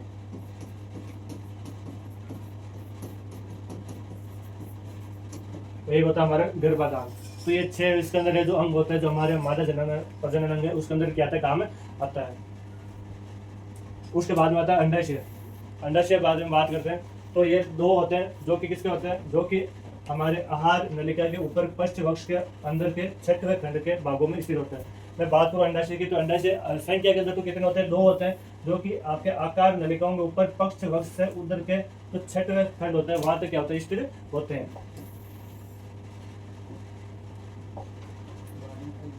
इनकी जो लंबाई होती है वो कितनी होती है, हमारे 2 सेंटीमीटर। 2 सेंटीमीटर इनकी क्या होती है, हमारी लंबाई होती है। अंडाशय के अंदर बहुत सी अंड उत्पादक ग्रंथियां होती है। प्रत्येक अंड उत्पादक ग्रंथि के ऊपर एक धागाकार रचना होती है। तो जो अंडाशय होता है उसके अंदर बहुत सारी एक अंड उत्पादक क्या होती है, ग्रंथि होती है, जो कि किसका, अंडाणु का क्या करते हैं, हमारे निर्माण करते हैं। ये एक धागाकार रूप में क्या होती है, संरचनाएं होती है। एक अंड उत्पादक ग्रंथियों कैलिक्स के ऊपर स्थित होती है। ये जो अंड उत्पादक जो ग्रंथि होते हैं वो किसके ऊपर, हमारे मैं बात करूँ कैलिक्स के ऊपर क्या रहती है, स्थित होते हैं। अगला आता है हमारा अंडवाहिनी। अंडवाहिनी के बारे में देखते हैं। अंडवाहिनी, दोनों अंडवाहिनी सफेद आपके रंग की होती है। जो अंडवाहिनी होते हैं वो कौन से रंग की होती है, हमारे सफेद रंग की होती है। अगला आता है कि जो अंडवाहिनी का जो अगला हिस्सा होता है जिस पर अंड उत्पादक ग्रंथियां होती है, जो अंडवाहिनी का जो अगला हिस्सा होता है जिस पर कौन से ग्रंथियां होते हैं, अंड उत्पादक ग्रंथियां होती है, वो क्या कहलाते हैं, हमारी कैलिक्स कहलाती है। तो जो अंडवाहिनी का जो अगला हिस्सा होता है जिस पर अंड उत्पादक ग्रंथि होती है उसको हम किसके नाम से जानते हैं, कैलिक्स के नाम से जानते हैं। अगला आता है कि अंडवाहिनी जैसे पीछे की तरफ बढ़ती है, संकुचित होती जाती है तथा नीचे की ओर आपस में मिलकर संयुक्त अंडवाहिनी बनाती है, जिसको हम वेजाइना के रूप में, वेजाइना के अगले सिरे पर छिद्र द्वारा खुलती है। तो जो अंडवाहिनी होती है वो ऊपर से तो अलग अलग होती है, लेकिन जैसे नीचे जाते हुए एक संयुक्त क्या बनाती है, वेजाइना बना लेती है। अगला आता है हमारा शुक्रदानी। वेजाइना के अगले सिरे के ऊपरी भाग से जुड़ी हुई एक शुक्रदानी होती है। तो वेजाइन होता है, इसके ऊपरी भाग से जुड़ी हुई एक क्या होती है, हमारी शुक्रदानी होती है। और ये जो शुक्रदानी होती है जिसमें नर से प्राप्त वीर्य इकट्ठा होता है। जो शुक्रदानी का क्या काम होता है कि जो भी मेल से नर से जो स्पर्म होता है उसको क्या करता है, ये इकट्ठा करती है। और ये गुब्बारे के आकार होते हैं, गुब्बारे के आकार के होते हैं, जिसके अंदर जो वीर्य होता है वो क्या होता है, इकट्ठा हो जाता है और ये एक नली द्वारा वेजाइना में खुलती है। जो शुक्रदानी होती है वो कहाँ पर खुलती है, नली होती है, उस नली के माध्यम से कहाँ पर खुलती है, आपकी वेजाइना के अंदर खुलती है। एक ग्रंथि भी खुलती है जो कि एक प्रकार के द्रव शुक्रदानी में लाती है। इसमें शुक्राणु को अधिक समय तक क्या रखता है, जीवित रखा जाता है। जो हमारा शुक्रदानी है इसका क्या काम होता है कि शुक्राणु को एक से अधिक समय तक या लंबे समय तक मैं बोलूँ तो क्या रखते हैं, जीवित रखते हैं। तो शुक्रदानी के बारे में ध्यान रखना कि शुक्रदानी काम क्या करते हैं, तो ये जो स्पर्म होता है, नस्ल जो प्राप्त जो वीर्य होता है उसको इकट्ठा करती है, गुब्बारेनुमा संरचना होती है, नली के माध्यम से वेजाइना के अंदर खुलती है और लंबे समय तक या जो स्पर्म होता है उसको क्या रखती है, सुरक्षित रखते हैं या जीवित रखती है। ये इसका कार्य हो गया शुक्रदानी का। अगला आता है हमारा जनन कोष्ठ।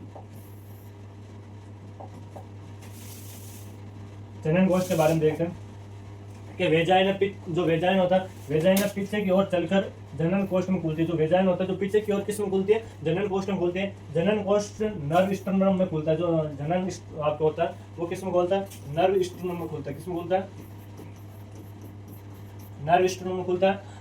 और ये पेरामियस फंस जाते हैं। इसमें क्या होता है, नर के जो पेरामियस होते हैं वो इसमें क्या होता है, आपके फंस जाते हैं, जिससे मैथुन में सहायता मिलती है। मैं बात करूँ जो जनन कोष्ठ होता है ये किस में सहायता करता है, तो ये हमारे, मैं बात करूँ जो मैथुन क्रिया होता है अर्थात जो संभोग की जो क्रिया होती है उसके अंदर क्या करता है, हमारी सहायता करता है। अगला आता है हमारे सहायक ग्रंथि। सहायक ग्रंथि कौन कौन से होते हैं, तो जो मादा का जो जनन तंत्र उसमें दो सहायक ग्रंथि होती है। कितनी होती है, दो सहायक ग्रंथि होती है। जो अंडवाहिनी के अगले जो बड़ा भाग है, जो अंडवाहिनी के अगले जो बड़ा भाग है उससे इसमें खुलती है। जो तो ध्यान रखना कि जो सहायक ग्रंथियां वो किस में खुलती है, तो अंडवाहिनी के अगले भाग में खुलती है। इन ग्रंथियों में गोंद जैसा एक चिपचिपा द्रव निकलता है जो सूखकर अंडों के ऊपर सख्त खोल बना देता है।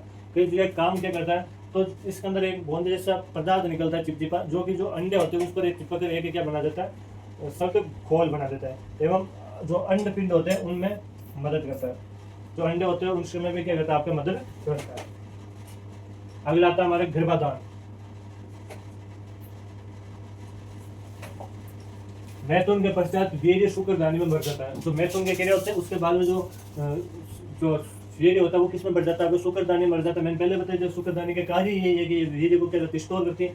जब शुक्राणु अंडवाहिनी में उतरकर वेजाइना में आता है तो अंडाणु के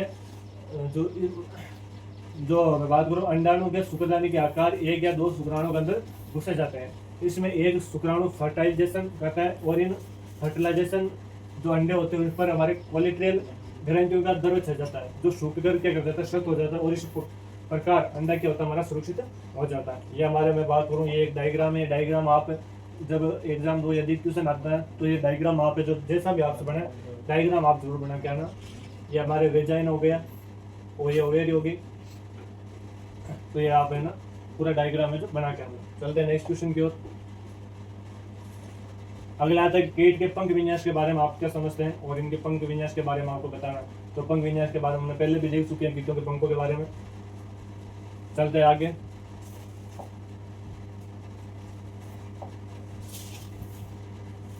कीटों में पाए जाने वाले मुखांग तो हमने देखी है। मुखांग भी हमने वापस देखी है। ये लेब्रम, मैंडिबल्स, मैक्सिला, लेब्रम, हाइपोपेरिक्स, इनके बारे में हमने पहले भी देख चुके हैं। इसके अलावा इसमें कौन से मुखांग पाए जाते हैं, जैसे छीलने में चूसने वाले मुखांग होते हैं, स्पंज आकार के होते हैं, चबाने में चाटने वाले होते हैं, चूसने वाले, ये भी हमने देख लिया। टिड्डे में कौन से मुखांग पाए जाते हैं, काटने में चबाने वाले पाए जाते हैं। और ऊपरी ओट, लेब्रम, मैंडिबल, मैक्सिला, ये सारे हमने जो देखे हुए हैं। और इनका ये डायग्राम जब एग्जाम आए तो ये डायग्राम आप है तो जरूर बना के आना। चलते हैं अगले नेक्स्ट ईयर का जो हमारा पेपर है 2021-22 का, उसके बारे में देखते हैं। यह रजिस्ट्रेशन क्वेश्चन संख्या 3 के कीट आकारी की इंसेक्ट मॉर्फोलॉजी क्या है। कीट आकार की या इंसेक्ट मॉर्फोलॉजी है वो क्या है हमारी, तो जंतु विज्ञान की वह शाखा जिसके अंतर्गत कीटों के विभिन्न पहलुओं, जैसे कि मैं बात करूँ कीटों का विकास हो गया, कीटों की संरचना हो गई, कीटों का विकास हो गया, कीटों की संरचना हो गई, कीटों का वर्गीकरण हो गया, कीटों का जो लाइफ साइकिल है वो हो गया, कीटों का स्वभाव है आदि के बारे में क्या किया जाता है, अध्ययन किया जाता है। वह क्या कहलाती है हमारी कीट इंसेक्ट मॉर्फोलॉजी कहलाती है। कीट आकार की इंसेक्ट मॉर्फोलॉजी क्या है कि जंतु विज्ञान की वह शाखा जिसके अंदर कीट विकास, कीट संरचना, कीट वर्गीकरण, कीटों का जो जीवन चक्र है, कीटों का स्वभाव है आदि के बारे में अध्ययन किया जाता है। क्या कहलाती है हमारी इंसेक्ट मॉर्फोलॉजी कहलाती है। चलते हैं नेक्स्ट क्वेश्चन पे। अगला जो क्वेश्चन है वो है हमारे अधोन्मुखी हाइपोफेरिक्स क्या होता है। पहले जो शायद अग्रोन्मुखी मुख के बारे में आया था, ये हमारे अधोन्मुखी के बारे में आया है कि इस दशा में जो मुखांग होते हैं वो नीचे की ओर लगे होते हैं। जो मुखांग होता है वो किसकी ओर नीचे की ओर लगे होते हैं और सिर की मध्य रेखा से शरीर की मध्य रेखा के बीच में क्या बनता है हमारे समकोण बनता है, या मैं बोलूँ कि राइट एंगल बनता है। इंग्लिश में जो बोलूँ तो क्या बनता है हमारे राइट एंगल बनता है। 90 डिग्री का क्या बनता है, हमारे कोण बनता है। तो ध्यान रखना कि जो इस दिशा में जो मुखांग होता है वो नीचे क्यों लगे होते हैं, वो जो सिर की मध्य रेखा है और शरीर की जो मध्य रेखा है, इन दोनों के बीच में एक राइट एंगल समकोण या 90 डिग्री क्या बनता है, हमारे कोण बनता है। अगला आता है ओमेटिडियम। ओमेटिडियम होता है, ये एक हमारे आंख की इकाई होती है। देखते हैं क्या है कि ओमेटिडियम, जिसका बहुवचन क्या होता है, हमारे ओमेटिडी होता है। क्या होता है ओमेटिडियम का बहुवचन, क्या होता है ओमेटिडी होता है कीटों को और क्रस्टेशियन जैसे संधि पादों जैसे ऑर्थोपोड होते हैं, इन यौगिकों में जो आंखों की इकाई होती है उसको क्या बोलते हैं, ओमेटिडिया बोलते हैं। जो आर्थ्रोपोड जो संघ के जो कीट होते हैं उसके अंदर जो आंख की इकाई होती है उसको हम क्या बोलते हैं, ओमेटिडिया बोलते हैं। अगला आता है हमारे डाइजेशन सिस्टम अर्थात पाचन। क्या होता है, पाचन होता है कि भोजन को ऐसे पदार्थ को तोड़ने की प्रक्रिया जिसमें उसका उपयोग शरीर की ऊर्जा ऊतक विकास और मरम्मत में कर सकते हैं। तो पाचन में बोलोगे जो शरीर पाचन के लिए क्या बोलते हैं, पाचन का मतलब होता है कि जो भोजन होता है हमारा उसका जो छोटे छोटे टुकड़ों में तोड़ना, जिसका हमें उसका जो ऊर्जा है उसका उपयोग ऊतक विकास आदि मरम्मत में जो इसका उपयोग कर सके। अगला आता है हमारे जॉनसन अंग। जॉनसन अंग क्या होते हैं उनके बारे में देखते हैं। जॉनसन अंग होते हैं जो कीट के जो एंटिन होते हैं, तो कीट का जो एंटिन होता है उसका जो दूसरा खंड होता है जिसको हम जानते हैं पेडिसिल के नाम से। किसके नाम से जानते हैं, पेडिसिल के नाम से जानते हैं। उसके अंदर ये क्या होता है, स्थित होते हैं, पतला तथा सबसे छोटा होता है और सृजक अंग लगे होते हैं। इसके अंदर क्या होता है, सृजक अंग लगे होते हैं और ये पतले आकार के अंदर होते हैं। अब आता है कि इसमें डिफरेंट बताना है, अपूर्ण और पूर्ण रूपांतरण, इनकम्प्लीट और कंप्लीट मेटाफॉर्मिज्म। इसके अंदर आपको क्या बताना, अंतर बताना। तो ये अंतर भी हमारा रिपीट हो चुका है, आप चाहो तो इसका स्क्रीनशॉट ले लेना। आगे चलते हैं नेक्स्ट क्वेश्चन की ओर। मैग्नेस और गर्भ, ये भी मैंने आपको करवाया था लास्ट पेपर के अंदर, देखना उसके अंदर ये भी इसका भी आपको जो करवाया हुआ है। अगला जो क्वेश्चन है वो है कि निम्नलिखित में संशय में आपको क्या लिखनी है, टिप्पणी लिखनी है। कीटों के महत्वपूर्ण लक्षण लिखने हैं आपको। तो कीटों का जो शरीर होता है, कीटों के बारे में जो भी आपको कीटों के बारे में आता है वो चीजें इसके अंदर लिख रहे हैं। जैसे इसके अंदर पहला पॉइंट लिख रखा है, कीटों का शरीर आदर्श रूप से कैसे होता है, छोटा होता है, हल्का फुल्का तथा खंडों में कैसे होता है, बंटा होता है। तो कीटों का शरीर होता है, हमने पढ़ा है कीटों का शरीर होता है वो कैसा होता है, खंड युक्त होता है, खंडों के अंदर बंटा होता है। और इनका जो शरीर होता है सिर, वक्ष और उदर के में क्या होता है, विभाजित होता है। शरीर के 3 भाग होते हैं, सिर, वक्ष और उदर में क्या होता है, आपका बंटा होता है। खंडों में जो मूल संख्या शीर्ष 6, वक्ष 3 और उदर में कितना होता है, 11। ये फिक्स नहीं है, किसी के अंदर कम ज्यादा हो सकते हैं, लेकिन नॉर्मली हम K2 में माने तो जो सिर होते हैं उसके अंदर 6 खंड होते हैं, वक्ष के अंदर 3 होते हैं और जो उदर होता है उसके अंदर कम से कम कितने, 11 खंडों के अंदर बंटा होता है। इनके शरीर पर बड़े बड़े संयुक्त क्या होते हैं, नेत्र होते हैं, एंटीना होते हैं या उपनेत्र डिम्पल होते हैं। कीटों के अंदर भाग 3 उदर भाग में प्राय जनन से संबंधित अंग होता है। उदर भाग के अंदर क्या होता है, जनन संबंधित अंग पाए जाते हैं, जिससे वो क्या करते हैं, प्रजनन करते हैं। अगला आता है कि जो मुख उपांगों से संबंधित लार ग्रंथियां पाई जाती है। जो मुख होता है उसके अंदर लार ग्रंथियां पाई जाती है। जो कीट होते हैं वो एकलिंगी होते हैं और प्रकृति में भी हम बोलते हैं कि कीट है तो बहुत तेल पाए गए हैं। आगे चलते हैं नेक्स्ट क्वेश्चन की ओर। क्वेश्चन संख्या 6 कि निम्नलिखित 3 प्रश्नों में किन्हीं 2 के उत्तर आपको देने हैं। कीटों में पाए जाने वाले विभिन्न प्रकार के लार्वा एवं प्यूपा के आपको बनाना है, चित्र बनाना है कि कीटों के अंदर कौन कौन से लार्वा पाए जाते हैं उनके बारे में बताते हैं। तो पहला हमारा जो लार्वा है वो हमारा प्रोटोपोड लार्वा, इसके बारे में देखते हैं।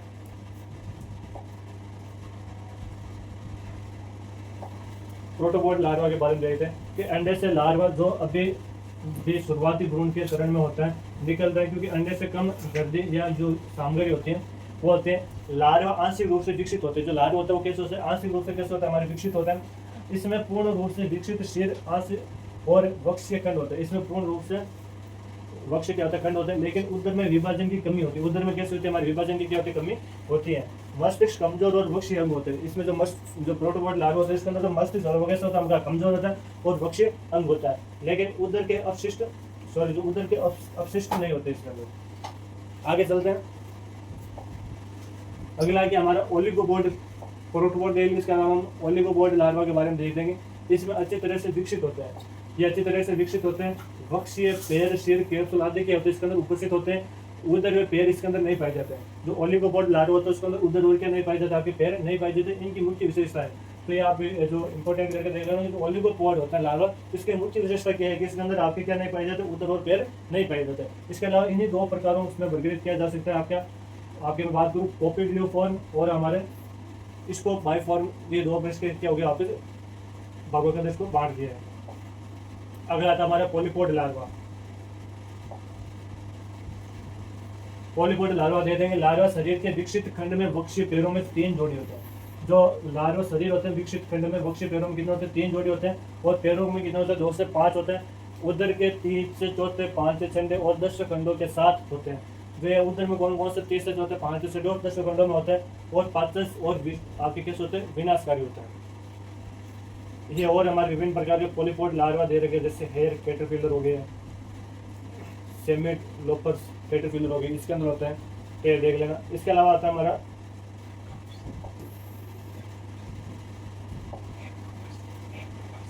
एपोडोगस लार्वा देखते हैं। इसमें ट्रैक या पैरों की अनुपस्थिति इसकी मुख्य विशेषता है। इसी की आपकी मुख्य ओलिगोपेड की तरह इसकी मुख्य विशेषता क्या है, इसके अंदर पैरों की क्या होती है, अनुपस्थित होती है। इसके पास वक्ष्य पैरों के स्थान पर 3 जोड़ी संवेदी आपके पेपेलिया होता है। इसमें जो वक्ष्य होते हैं, जो बहादुर वक्ष्य पैरों के स्थान पर 3 जोड़ी क्या होते हैं, संवेदी पेपेलिया होती है, और ये आमतौर पर ओलिगोपोड प्रकार से होते हैं, उससे उत्पन्न होता है। मैंने पहले बताया था ओलिगोपोड के विषय में मुख्य विशेषता ये थी कि उसके अंदर उधर और पैर नहीं होते, और इनकी भी मुख्य विशेषता कि आपके उधर और पैर नहीं होते, और ये इनको वापस 3 प्रकार के अंदर क्या किया, आपका विभाजित किया हुआ है। आगे आता है हमारे प्यूपा के प्रकार।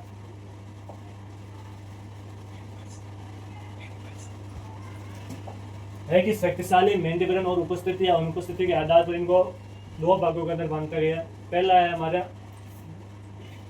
बेटियस प्यूपा। इसमें कोकून में गैस से निकलने के लिए उपयोग किए जाने वाले अपेक्षाकृत शक्तिशाली मैंडिबल्स पाए जाते हैं। दूसरा हमारा एंडियस प्यूपा। इसमें जो मैंडिबल नहीं पाए जाते हैं और कोकून से निकलने के लिए अन्य अंगों की सहायता लेते हैं। अगला आता है आपके अंगों पर प्यूपा के लगाव और प्यूपा की आकृति के आधार पर। तो इसके अंदर देखते हैं एक्सट्रैक्ट प्यूपा। तो इसमें जो प्यूपा के विभिन्न अंग होते हैं जिनका शरीर के किसी भी भाग के साथ नीतिक जुड़ाव नहीं पाया जाता है।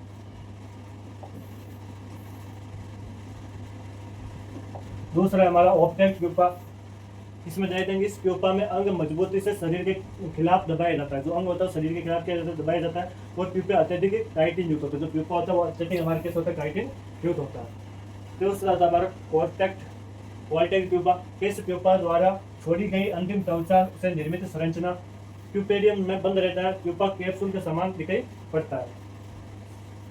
चौथा बात करें साइकोसिस प्यूपा। तो ये कठोर त्वचा वाले प्यूपा है जिसकी त्वचा सुनहरी होती है तथा साथ में एक तंतु पाया जाता है। उदाहरण हमारे क्या हो गए, तितली, इसके क्या हो गए आपके एग्जाम्पल हो गए। उत्सर्जन। तो उत्सर्जन तो हमने वापस अभी जस्ट पढ़ा ही। उत्सर्जन को परिभाषित करना, उसके मेलपी की नलिका काइटिन द्वारा होता है। सारे हमने वर्षा पेंट बाहरी शब्द सारे हमने देख लिए।